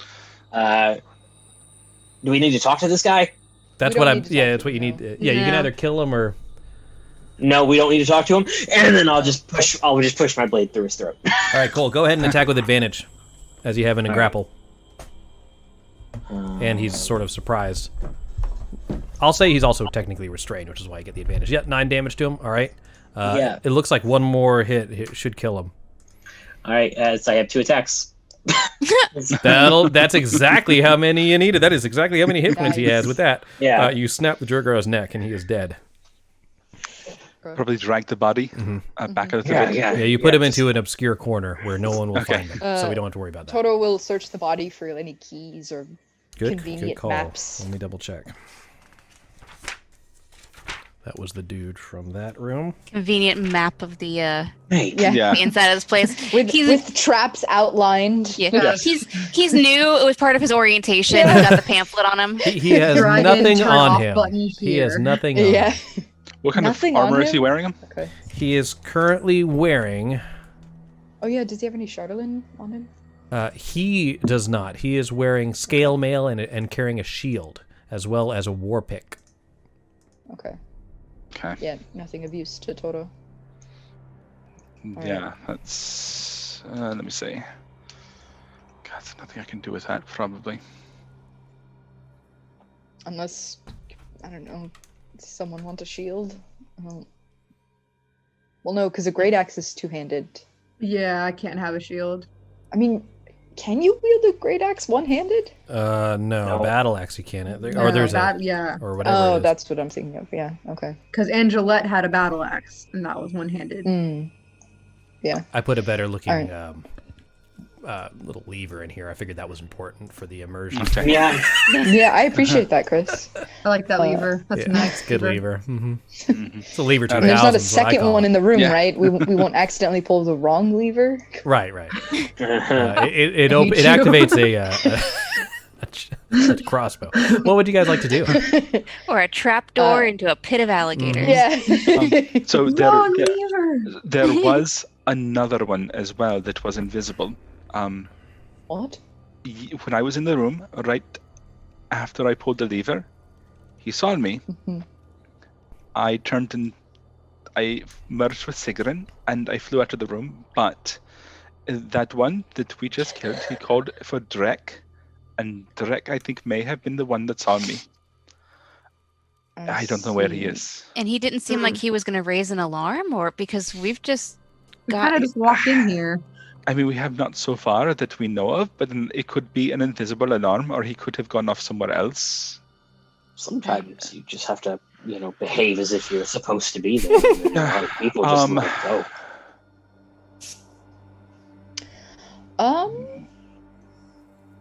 Yeah.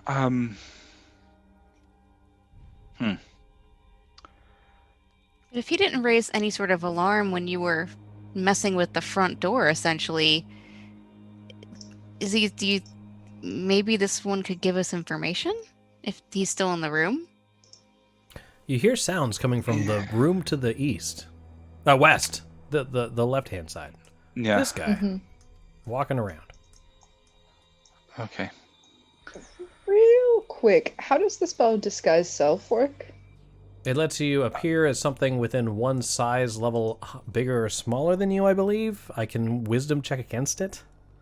You could appear like a dwarf, but like the thing would be is that if they pass the check, they would be able to tell that it's an illusion. There is. It's a intelligence check versus your spell DC. There's an alternative, Toro. What would you suggest? And you see Tira close her eyes, and she looks at Anarissa and Natel, and she's like,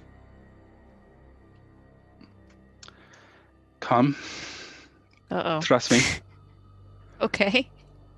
And you see Tira's form melt away, and you see a duergar standing in front of you. Ooh. That's some cool shit. That's a cool trick, Tira. If we're sighted, I can try to pass you off as captives. Okay. Chewbacca scenario. Well, Furbolgs can cast Disguise Self once a day. Okay. We can. Which is why I was asking. We'll talk about this later, but I trust that I have your trust with this. Okay. And she obviously does not want to do this. Are you a doppelganger? We'll talk later, Nathan. Oh, shit. Okay. As Natel like happy dances, and we're doing like That's so cool. Anarissa just quietly messages, "No worries, we're already friends with one. You don't have anything to worry about with us." In your head, And I whispered that. head, I didn't say it like out loud. Yeah, in your head, you would hear the reply, "I know." Okay. Yay! Oh, that's so cool. Oh boy. Yeah, with the long game. So there's a duergar with you. I'm so happy right now. So just so I understand, Okay, three of you look like duergar? No. No, I haven't just cast it yet. Tira. Just Tira. Just me for the moment, I think. I look like a cat man. There you go. that is your duergar aura, apparently. Okay, fantastic. What would you guys like to do? You do hear more footsteps coming from the west. Toto gestures for Tira to lead. Yeah, all right, If I'll she go out. wants. All right. Now look to either side. So it looks like the hallway to the east goes on for a long time, and it's illuminated by a few torches on sconces, not scones and braziers. I am really bad with light sources, guys.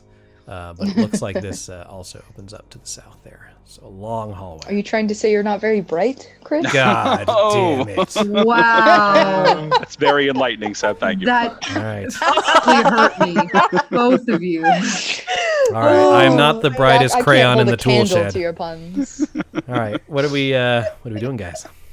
Or the strongest fire in the chimney. Right. Hey, I was watching a movie the other day, and the guy said chimney. I'm like, see, Jenny, it's not that weird. Let me get my umbrella. It's raining outside. Were you watching Mary Poppins, or? It was a British guy. All right, continue. Chim chim yeah, chiroo. No. Yeah, Toto moves to follow Tira whichever way she goes. Oh, I guess I would be Okay. right about. All right. Yeah, we'll march over here to the right. Okay. You see the room to Are the we south that still you investigated sneaking? before. You see two. Yeah, I'm going to assume you're sneaking. I'll let you know if you need to roll stealth again. You also see a closed Okay. door to the north, and the hallway Okay, continues I to don't- the east. I'll have Leif and Sigrun on my shoulders both, but Leif is going to have to be invisible, just so we don't set off too many weirdness alarms. Okay. Just before we go too much further, are Mirnix and I also following you as captives, or? Yeah, unless you have some way of disguising yourself, I think we're going to have to. I could get on all fours and just pretend to be like one of their house cats or something. You know, that Please do. Can you do that right now? Can you like roll around on your back and like let us pet your belly a little bit? I don't. Oh, well, let's see. Let's see what happens. I'll look like that. Don't close the bear traps just yet.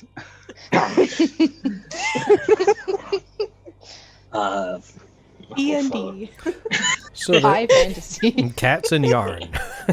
So you do remember seeing another set of double doors in the room to the south that you didn't investigate either. So there's many choices, but not a lot of time. Yeah. Um, Let's see. Do we want to go to the room to the south? yeah, I mean, just it's to kind of- see. Just see what's in there. Just to see what's in there, yeah. I mean, I've been in there, but we'll see if we can check and see if Drek is still there. Mm-hmm. I think we should also investigate the trapdoor. That might be I think that's an the elevator alternate shaft, route. I think. Oh, okay. I think that was the elevator It shaft. is the wasn't it? elevator shaft, correct? That goes Gotcha, both okay. up and down, so there will be potentially floors above and below us, which makes sense. Yes. Okay. And we can hear noises coming out of both directions, really. So Mm-hmm. So it sounds like there's levels above you and levels below you. And this elevator goes like in either direction. I don't know how, magic. But regardless of which, in that room, there is an elevator that's constantly moving up and moving down, so you can choose to enter either level. You don't see anything else in this room except for the double doors. okay, I'd like to whisper like Drek. There is no response. Fine. Always was lazy. All right. Yeah. You want to go? Did you want to go check those doors, or you just want to check the complete the room and just leave? Let's check the door. The door over there. Okay, got it. Yep. The door is unlocked if you'd like to open it. Can I hear anything on the other side of the door? Silence.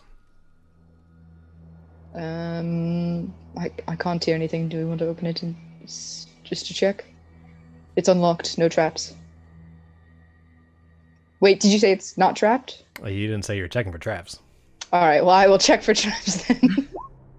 20, not natural. You find nothing. Okay. All right. Not trapped. Open it. See what's on the other side. A stone desk and chair stand empty on the east side of the room. The braziers that normally heat and light the room have been extinguished. An arrow slit to the south wall let in the frigid mountain air. Okay. It looks like this is a station of some sort of guard or captain or some sort of thing. The notes on there do mention like some of the dwarves' names, but they don't really give you much information worthwhile. Are they in Dwarvish? Mm-hmm. Okay, yeah. Toto will go to like inspect the desk and then gesture for Tater to come over because he can't read Dwarvish. Okay. So it's basically like a roster of different guards, and when their shifts are, it seems like this fortress is decently well patrolled on a normal basis, but they're usually smaller groups because no one really expects any intruders. Right. Or the Spanish Inquisition. Right. No one expects it. Right. The list of names of the guard on current rotation. Do you have those names in front of you? Just I don't, but I will tell you if certain people are on it or not. I think I know where this is going. So you're looking through the names. None of them really stand out to you from the list of guards. You do see Drek is added, but it looks like the ink was added recently. You also notice that some of the other names are added recently as well. Okay. Okay. So Drek's name's added recently, so they're not the normal part of the rotation. Is there a schedule of any kind, or is it just a roster? It's mainly just a roster with, like, saying you have the night shift, you have the day, but it doesn't really have times. It's nothing you can really, like, get much of a pattern out of. Okay. All right. Chris, what were the, because I've rather than, like, flip through my notes here, do you have the names of the duergar that we fought in the town hall? So the only two I don't have them in front of me. Some of them are on the list. It was Dearth was the dad, the big right? one. Dearth No. The Dearth is big one. He was still one of the sons of the Sunblight. Yeah, Dearth was basically the captain of that group that attacked you in the town hall. Dearth has been killed. You did see from the letters that were brought from Mirnix that Nildar is apparently the brother of Dearth, and he was located near Karakionik. All right. Okay. So really the only names you need to know right now are Drek, who was the guy who sort of hushed you and then disappeared, Nildar, and Dearth, who are the sons of Xardorok, who's the dad. Xardorok's the dad. Okay. I know. I'm just thinking, though, like, I guess I could tell you out of character. I'm thinking, like, take one of the names from the list in case I'm challenged as to who I am. I can give a duergar name. If you have to use a deception check, remind me and I'll give you advantage on it for having some background in their shit. Okay. Okay. All right. Good enough. What would you guys like to do? Go back out and keep going. So you have the elevator up and down. You have a door to the north. You have many choices. Natal, you begin to hear more boot prints coming from, sounds of people marching coming from the west, the closed door behind you. You might want to get a move on. This dragon came out of the top of the building, right? 300 feet up. Yeah. Yeah, I'll kind of whisper, yell to Tara, like, I think there's more people coming behind us. We probably need to move. Yeah, Mirnix, you're also still in like the entrance hallway. I was theater reminding it. My bad. Should we? Brain TV. Are we not going to take the elevator? I think we should clear this room floor. We don't even know where that leads. I mean, honestly, it could lead us right into like a major armory. It could be a barracks. We don't have enough information, I think, and it's probably very noisy. Oh, very good point.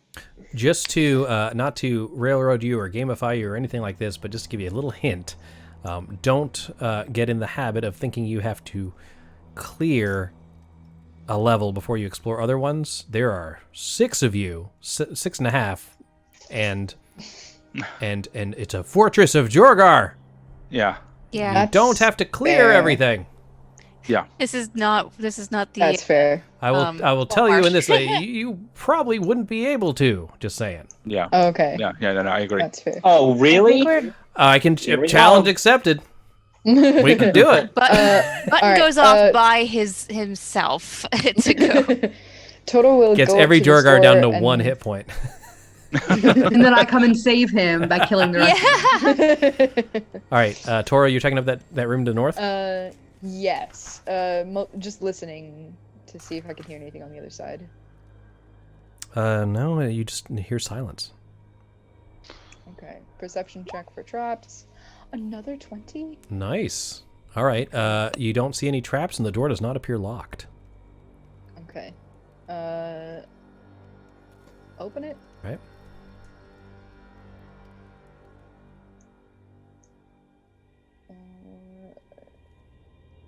I'm gonna shift ping. Beware. Okay. All right. Nothing. This rectangular room has 2 sets of double doors, one to the north and the other to the south that you just opened. A brazier of glowing hot coals stands in each corner.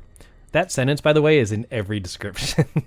In the middle of the room is a low stone table, on the top of which is drawn an illustration that looks something like a map. That's convenient. Can we investigate that a little further? Yeah.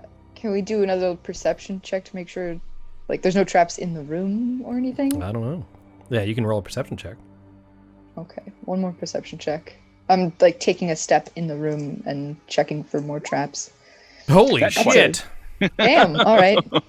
Y'all, I'm gonna... Not only the do you next not fight we get find, into... not only do you not find any traps, it seems like one of the walls to the west has a hidden compartment that opens up into a hidden hallway. Let's see if I can. There you go. Hey. All right. Nice.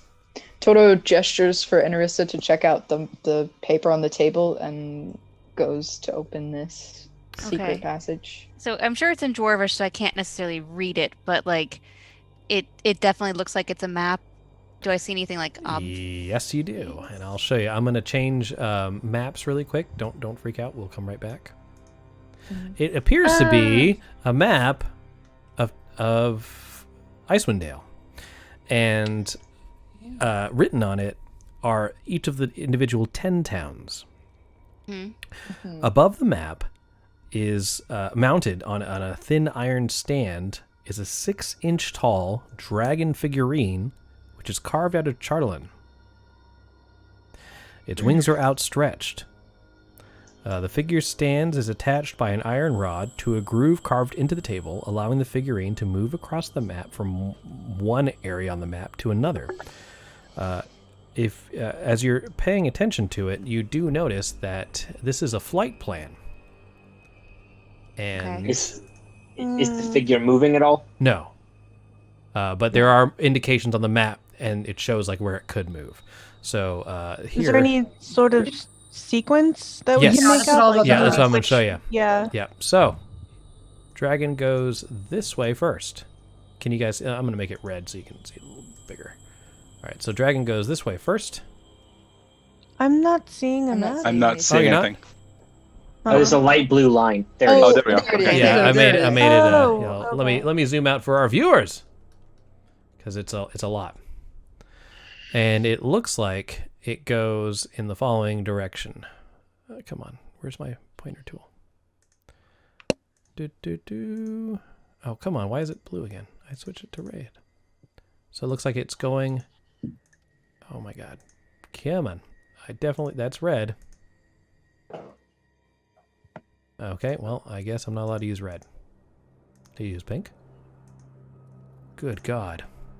Well, I mean, you can just, I guess you can tell us. I guess I'm just going to have to use blue. All right, it looks like it's going counterclockwise to all the different towns. All right, so Good Mead and then East Haven. Yeah, then Tourmaline, Bremen, Targus, then Bryn Shander. I can't see any markings on my map. I mean, Are you doing it on the right layer? Oh, there I we go. am. I see them now. Oh, okay. They're probably very thin and very light blue. I don't know why it's not letting me switch colors. Gotcha. I see them now. We're good. Yeah. Okay. Roll20 was like, we have an aesthetic going in this campaign. You can't deviate you can from only that. use blue. Oh, here comes the pink. Okay. Oh, that's a Oh. rectangle. Jesus. All right. Well, so this is the worst map ever.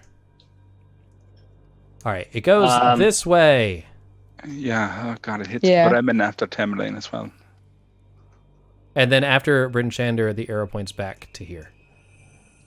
Okay. Fuck. Is the figure sitting on top of where we are? It's kind of just like moved in the middle. It looks like it was used for a demonstration and wasn't really put back in any particular order.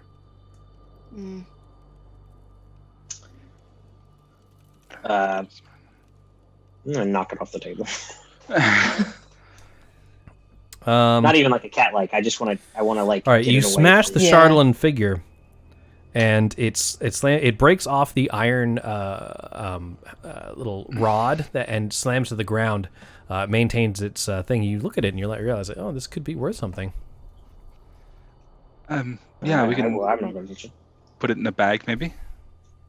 If you want. Wait, isn't it made of like the? It is made out of Chardolin. Yeah, you don't want to touch it Okay. directly, but As long as no one touches it. Okay. I mean, are we worried about even selling it at this point? Because if it's that stuff and we... I don't think anybody should ever be around this stuff. It's horrendous. If you decide to take it, I just need to know who has it. Not for any reason.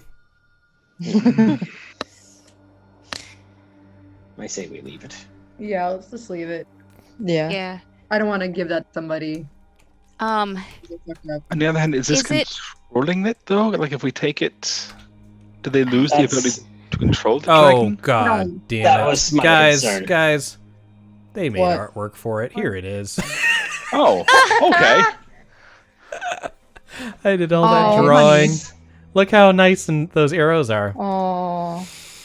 Really It's pretty. okay. I can see. They're I can very see them nice clearly. Yeah. Yeah. They're very well. They stand out. It's like a against the map. professional did it. Big fan. Yeah. Yeah. I don't know if anything controls it. I don't know. That was a stupid thing to knock it off, but I didn't want to see it attacking my home. Oh, I know. At the moment, I haven't touched the thing, but does it look like it could sit back on the peg? Because I don't necessarily want to give us away if someone walks in and they see this thing broken. The peg is the mounting device is broken. The only thing not damaged is the Chardolin figurine, as it is quite tough. Okay. I just kind of quietly kick it under the table. Okay.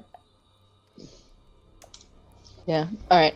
Toto would like to investigate the secret passageway. Because I'm sure there's no actual rug for me to shove it under, so it's just Probably not. All right. Yeah, let me get a little bit closer there. It looks like it continues over. Oh, where's my reveal tool?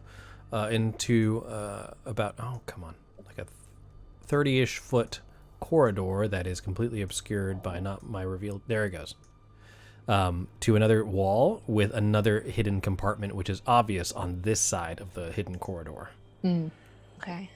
But Toto you can comes back. assume just from spatial awareness that it opens up into the previously explored room.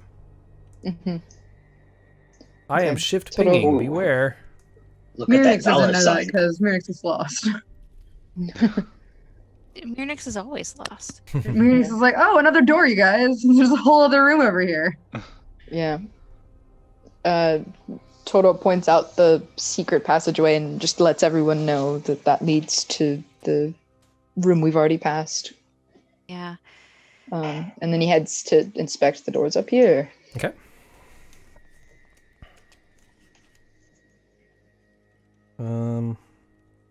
Does not appear to be locked. You can check to see if it's trapped. Seems fine. Oh, there it is. Yeah. These guys.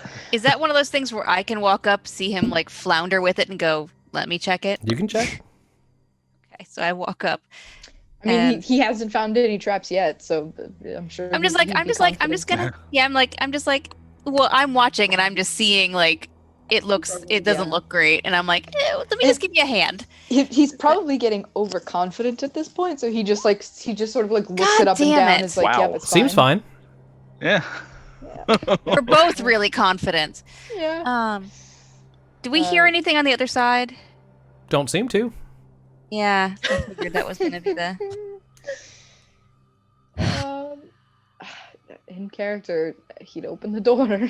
I know. We're both like, yeah, we got this. I mean, we're doing it quietly. We're, I still got my cloak on. We're rolling just the doors open.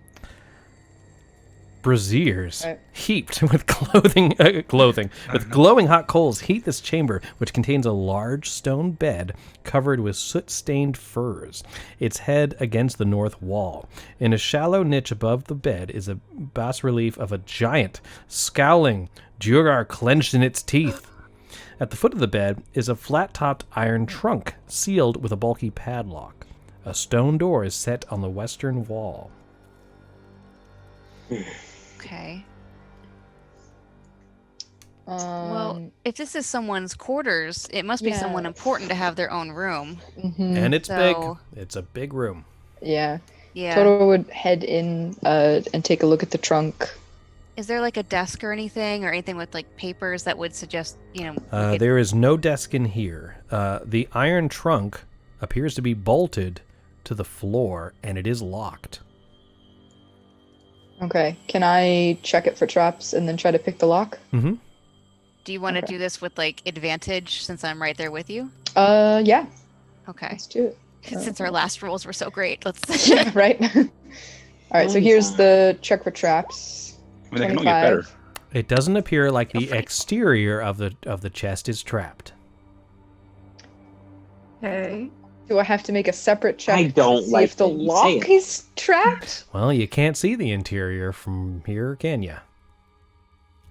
So I don't like this. we open the sucker, we do it from the sides, and let it whatever springs out. Yeah. Okay. So now one I of can you use make a thieves' tiny tools to hand out of unlock your hand? it. Oh yeah, hold on. I've got Mage Hand. Do you want me to do that instead? And Well, we still have to pick the lock first. I can probably pick it with Mage Hand.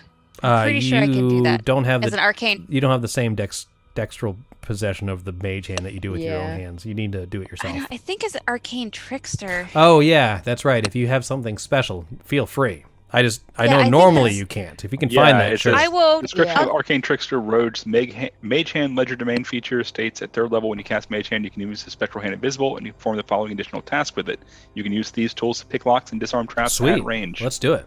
Okay. And deliver demonic baby goats. That's You true. can. And that. You and don't that. bleed to your shower. Bleed to your Fantastic. shower. Oh my god. All right. In that case, Toto will step back into the doorway and gesture for you to. I would recommend the people in the hallway move at least into the room where Natel is, because if guards come through. Oh yeah.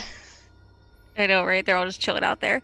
Okay, so I'm gonna do this with my Yeah, I'm just, thieves' tools. so I'm in Brain DV. Why does it Yes, it want- is thieves' tools. You need to No, select it's fine. dexterity as your proficient skill. Yeah. It popped up and it was like, "Do you want to use strength?" And I'm like, "Oh hell no." Yep. God damn it! Your We lock do have prick. inspiration. Oh yeah, you do have one inspiration. Would you like to use it? Do we want to use it on this? Yep. Okay. No. All right. I mean, if you want to, go. I heard yes and no. You have to make your decision. Okay, but it's a group inspiration, so anyone gonna tie break?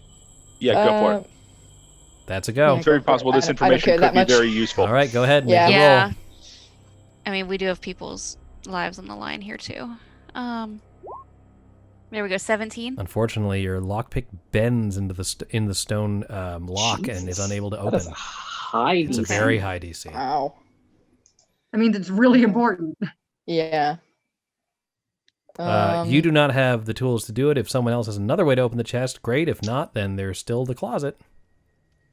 Is this something that Toto could then try? Do you have your own set of thieves' tools? Yeah. Yeah, go ahead. Are my Okay. thieves' tools now like damaged, broken kind of Mhm. thing, or are they just bent Yeah. where I could? Well, with some time, you might be able to bend it back into place or get yourself you cannot open this chest anymore. No, I wasn't sure if that. Yeah, hell yeah. Okay. I just wasn't sure if that impacted my ability to pick anything later. We'll see. Okay. I don't Take like Toro's hands and then be like, "You're very dexterous and you're very good at picking locks." Guidance. Toto like barely lets you touch his hands. He's like, he looks uncomfortable, but he allows it. And he moves forward to check it or to try to block. It asked me what attribute I wanted to use for thieves' tools. No.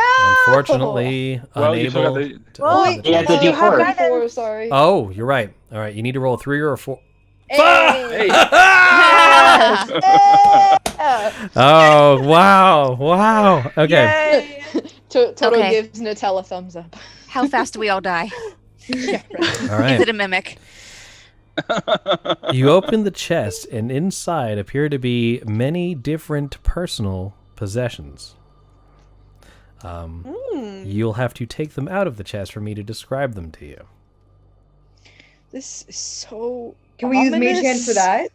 Yeah, we can use Mage Hand for that. Well, now can I check for traps again? Now that the Try chest is again. open. Let's see how you do. Okay. 16. Seems okay. All right. Toto steps back and gestures for Anerissa's Mage Hand. I'm gonna use Mage Hand to start pulling shit out. All right. Slowly, carefully. If anything starts to look like it's gonna eat us, I'm gonna drop it right back in there. So you start with the mage hand. You pull out one item at a time, like a prize pack. And the first thing you take out are a One pair nail. of dwarven sandals carved out of obsidian.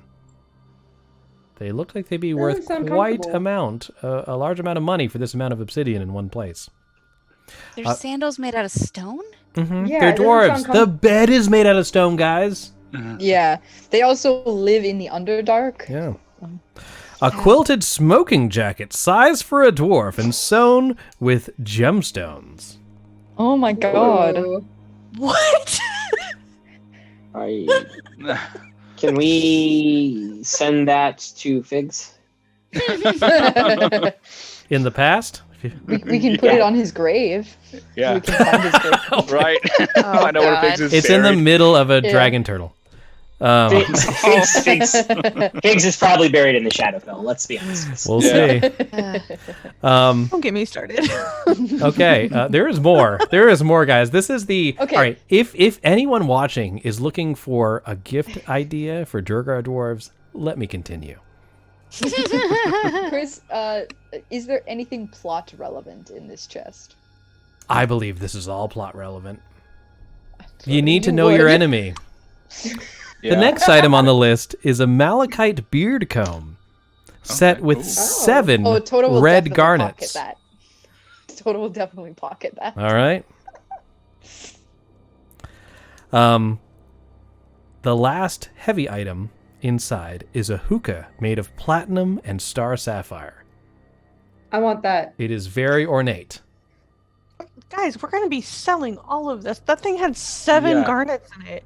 Right. Okay, but we also need to make sure we have a place to sell it As to, soon as besides the Waterdeep. hookah is lifted outside of the chest, you hear a click, Aww. and There it gas is. begins to pour out of the chest. I need everyone to make a Constitution saving throw. I don't like this. Can I put the hookah right back This on should have top been of advantage. it? I'm sorry. It's already been triggered. Okay. Ooh. Do we all just get high? Fuck. Oh, it's not coming from the hookah. Oh, damn. It's coming Okay. Nice. Wow. This is That real bad. tracks. That tracks for how I've been rolling this entire Wait, do we still have an inspiration? You have 0 inspirations. Damn Nope. it. I'm just dead. So, Fine. at this point, everyone who, let's see, Here we go. Second TPK of the. Yep. Yeah, and that's- Arissa, you're Hey, the only one to pass. Oh fuck. No, I got a 19. What? Where are you? Up at the top. Oh, sorry, I didn't see that. Yeah, above buttons. Yes, you and Anarissa pass. Anarissa and Toro take 11 points of damage. Everyone else takes 22. Jeez. Okay, I'm almost dead. Uh, Oh no, we have the Well, temporary 10. right. Right? You have Yes. the temp Right. 10. Okay. I've already burned through those. The smoke Okay. dissipates, and inside the chest, the only thing that's remaining is 1 bound scroll. oh, Okay. Well, I'm guessing that that's probably important. So, I guess everybody else is getting ready to bolt for the door if more gas comes out before I take this out. The Yeah, the Toro- paper is. It looks like whatever was trapped in this chest has been triggered. Okay, Yeah. great.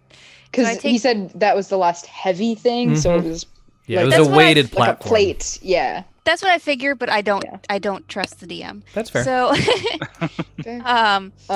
So I while grabbed Anarissa, while Anarissa grabs that, Toro is going to listen at this door.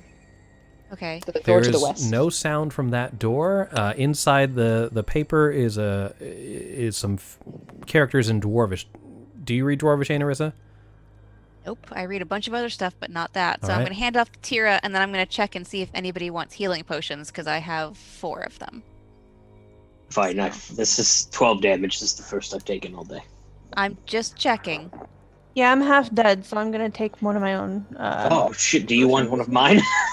No, it's fine. I I'm, still have 2 greater and 3 regular. So, but I appreciate you offering. I am going to use a health potion, just a I'm regular gonna. Do I want to? All I have is a greater. Do I want to use the greater now one. or hold it? What are you at right now? I'm at. Well, no, actually, I'm at 19 plus 10. So I'm at 29. Your temp hit points should go first. Mhm. Okay, So just add 10 to your hit points now. cool. Does that make There we sense? go. Yep. I'm at 29 out of 50. Back at 28. I mean, you could, like, you're at half basically. It's up to you. It's 4d4. I have 4 greater on my person. Okay, then I'll use my greater. Yeah, and I have 2 greater. That's and 4 I still have plus 2 4, regular. right? Yeah, 44 plus And all 4. my healing spells. Okay, I get 15 back. All right. Toro, are you opening that door? Perception check just to make sure it's not trapped. It is not trapped. All right. He'll wait until like everyone is done, sort of drinking their health potions, and then open the door. Okay. And I guess What I'm is- by Tira just because I'm showing the scroll to her. I'll get to the scroll in just a minute. The western door opens into a closet that looks like it was converted into some sort of shrine. A shelf embedded in the south wall holds a 2-foot-tall statuette made of chardolin. It depicts a nude female duergar with no facial features and a spiked crown atop a bald head. Stacked on smaller shelves around the statuette are 7 skulls that match the one that you found in the mines in Tourmaline. They all appear to be Mind Flayer skulls. Is this like Obsidian Snow White and like her 7 mind flayers? Like what the? Yes. You can roll a religion check to see if you can identify it. Ooh. This is not the character for rolling religion checks, Chris. No, that's the character you sent home. Yeah. Mm-hmm. He's relaxing on his homestead right now. 14 that's a religion 14. check. Looks like a Duergar deity to you. Okay. Yeah, no, he definitely like gets people's attention. It's like there's 7 mind flayer skulls, and some sort of shrine to a duergar deity. One of you is welcome to identify it, but I have no idea. I can try. If we peek in the skulls, like don't touch anything, but we're not seeing crystals anymore. Just that one time. Well, Toro's the only one in the closet. I'm just saying, like if you just like. Well. See what I did there? Oh, Toro. All of you to assume any of my characters are still in the closet. That's very true. So, while this discussion's going on about the deity, Tira, you look over at these, and they're not letters; they're actually a sequence of numbers. You do not need to remember these numbers. I will tell you them later. But basically, there are 8 sets of 3 numbers: 136, 252, 975, 434, 827, 563, 714, 299. And if you dial that into your cellular phone, you get 1 month of table hops. No, I was kidding. That's not true. Don't dial those numbers. I don't know what it is. It's a Duergar hotline for dirty Underdark business. You can just hold on to that, but it doesn't make any sense to you. Okay. All right. Were you checking out the statue, Natel? Yeah. I will try to see if maybe I've read about it before. So I use my sage background. History check? Religion check. Oh, religion check, sorry. Do I get advantage or anything? No, because this is Underdark Religions. You'd have no reason. Can you to guide know yourself? that. You can guide yourself. I can guide myself, yes. I will guide myself. Oof. Why let me roll anything? You do know from your experiences with other companions that it is not Tiamat. Guys, this is not enough heads. Tiamat. Hey, you're like one. Or Seraphina. Not Tiamat. One head, two heads. All right. Okay. Anything else you guys like to do, or it looks like it I don't could know if fetch a anybody price, else- but it is made out of Chardolin.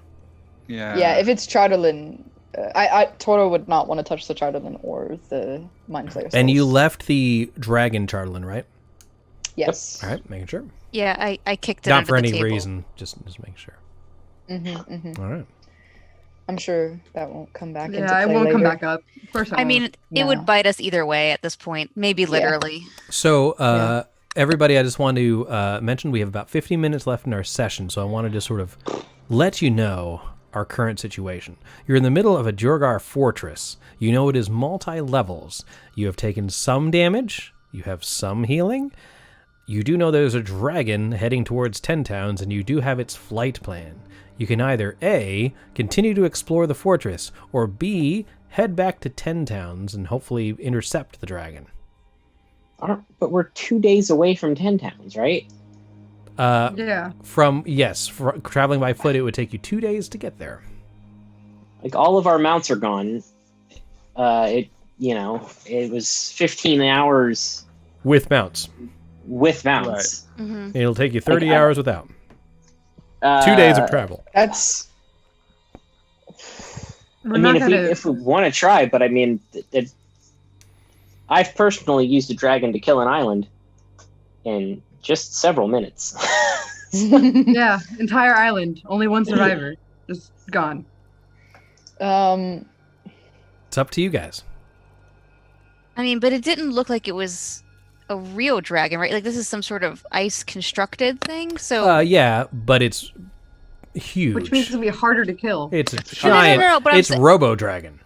no, but I mean that means that there's probably a way to control it. Is what Right. I'm thinking. I'm with you. One of the reasons I knocked the thing off the counter. All right. Yeah, I mean, for me, like my character's gonna be very worried about Valtreya, because I presume Valtreya's still in 10 Towns. No, Valtreya's here.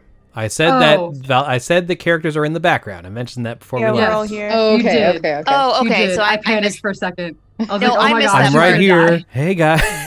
Yeah. You're being so quiet. It's Yeah. the rice pudding. Again, parts of the things that were not covered in the Right, halfway right. recap. Sorry. Okay, never mind. Then I care a little less about. All right. So Running back there. if we're going to stay here, let's go ahead and continue our search. You will not. You obviously will not be able to easily long rest here. Right. Yes. Short resting is even an issue. Yeah. I think we can probably do one more room. I think we should go all the way to the end of this hallway, like all the way to east, and see what's in that room, maybe. Because, like, You're talking about listen, way over here? Yes, way down east. Works for me. Like the video gamer in me wants to clear every room for extra information, but that, as previously stated, would take forever.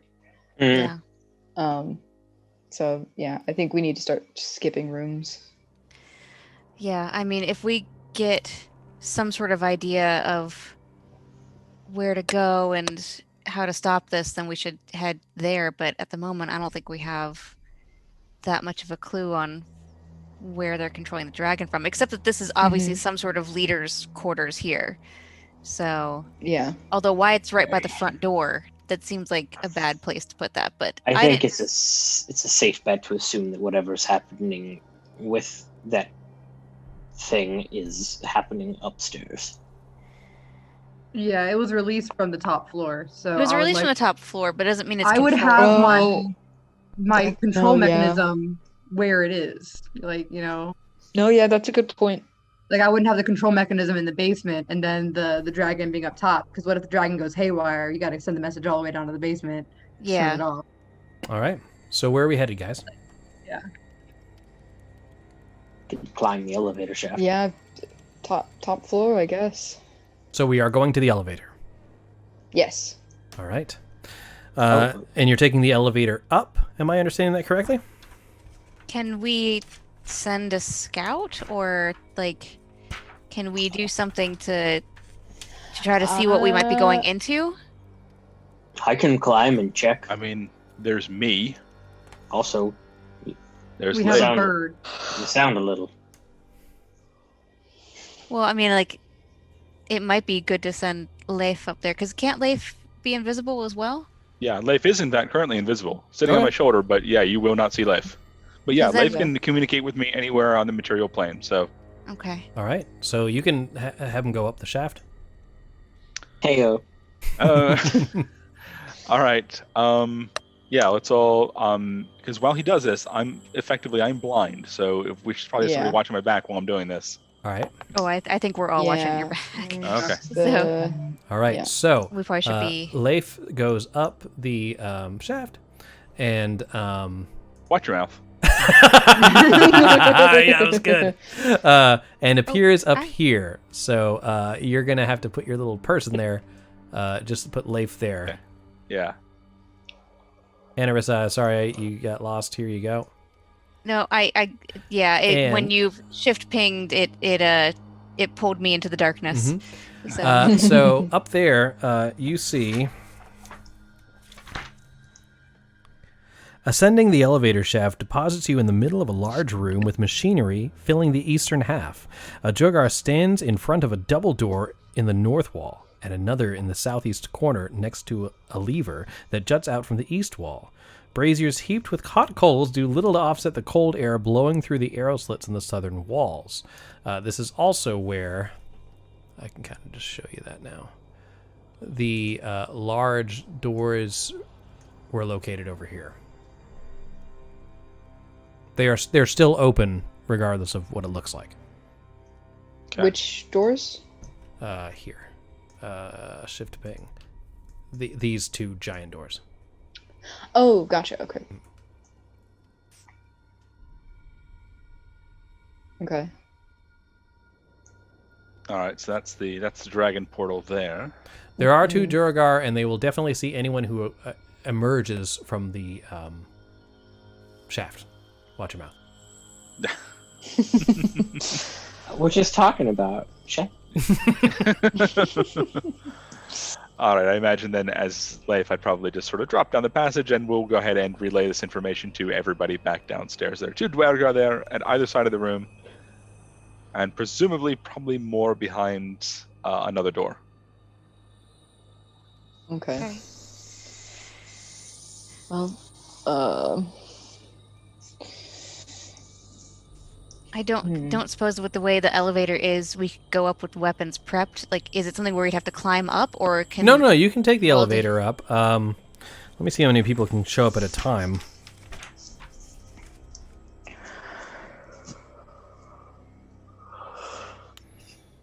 Because would we have sneak attack if we went up the elevator and we immediately shot? Like the No, moment you we could see you would something? not get sneak attack from that.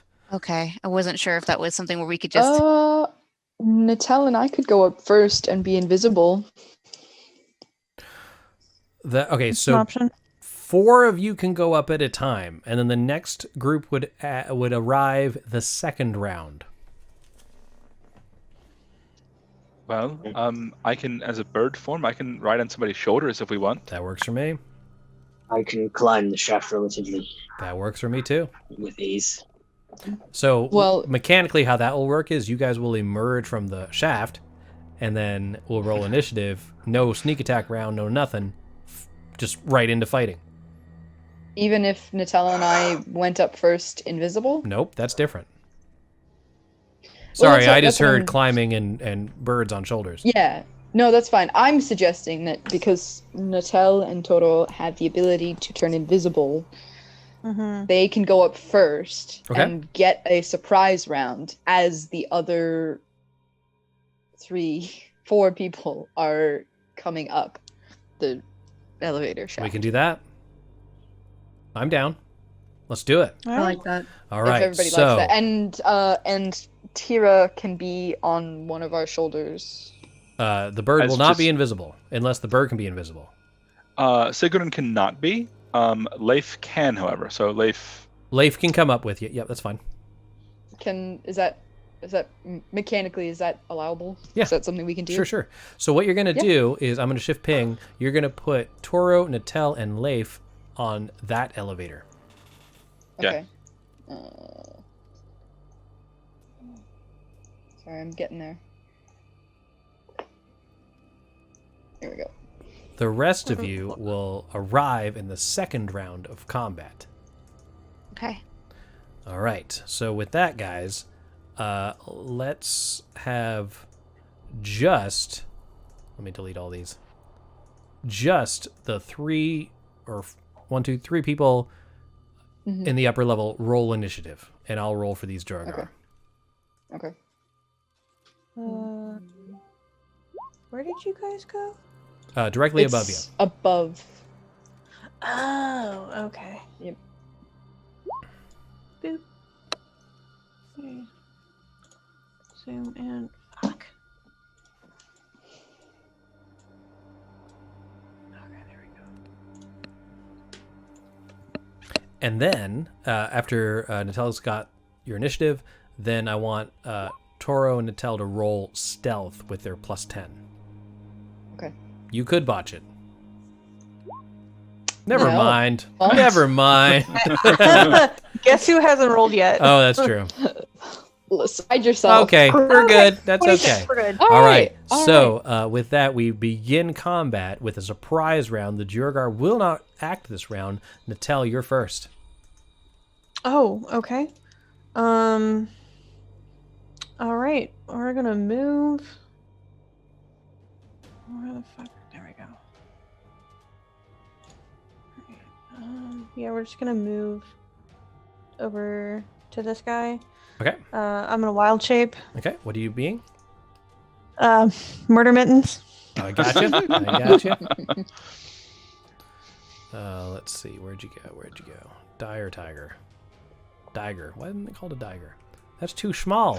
That's too small. We gotta get bigger. Make him bigger. Bigger! Oh no! Oh no! Oh no! Yes. It's Oh, just no, a I liked him loaf of before. cat. Ay, ay. There he is.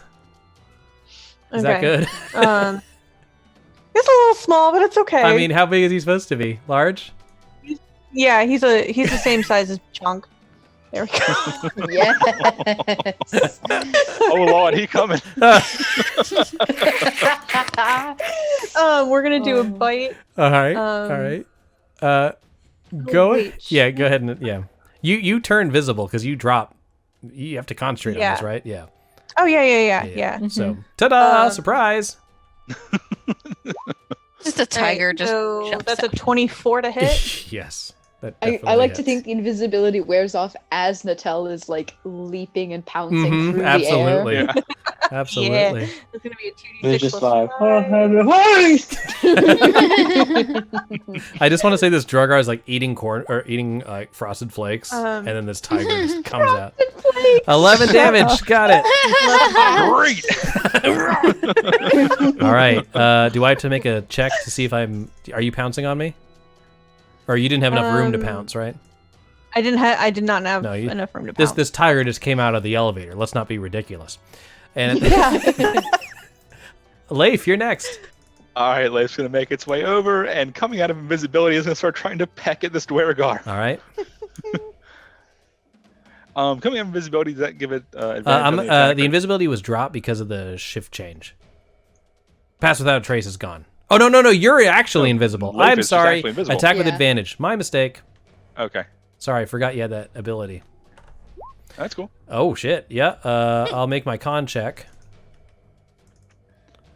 Being dwarves, I suspect they probably make that an advantage too, so he's probably got a pretty good chance of. Oh, passing. duergar resistance. Thank you. Appreciate you. it's I pretty cool. failed. Oh, okay. So that's 14 damage to it. All right. You're not gonna like this. Wait for Button to come. Oh. All right. Okay, well that's him. Duergar can't do anything. Toro, you're next.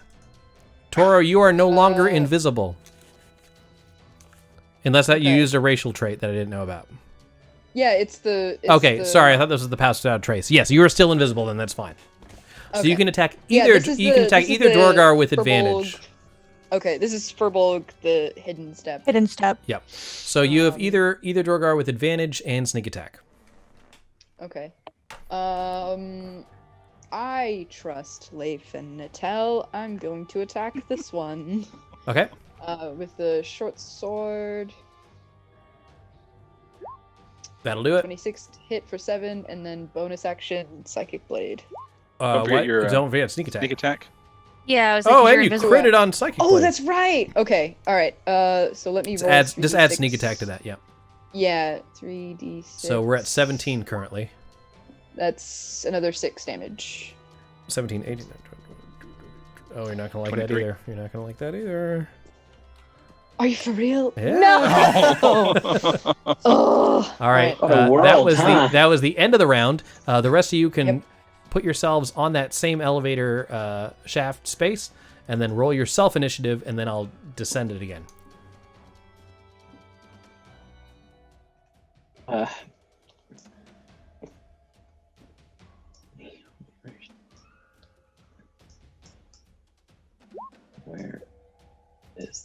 Where's the shaft? It's the square next to the gear. Yeah. Okay. And then roll initiative. Oops. Wow, that was Garbo. Oh, nice. All right. With that, I'm going to descend, and now we start with Anarissa this time. Okay. I am going to, let's see, 5. I can get right over here, and I'm gonna stab the dude. That works. And since Toro's there, I also get sneak attack. Probably Sure don't do. need it, but that's fine. And he's dead. He's dead. Well done. Anything else? Okay. Bonus action. I'm gonna hide. All right. Button. There's just the 2 in here? There's only one now. Oh. Yeah, it's the one up here. I'm gonna go ahead and attack him recklessly. All right. Stealing someone's kill, ye shall low.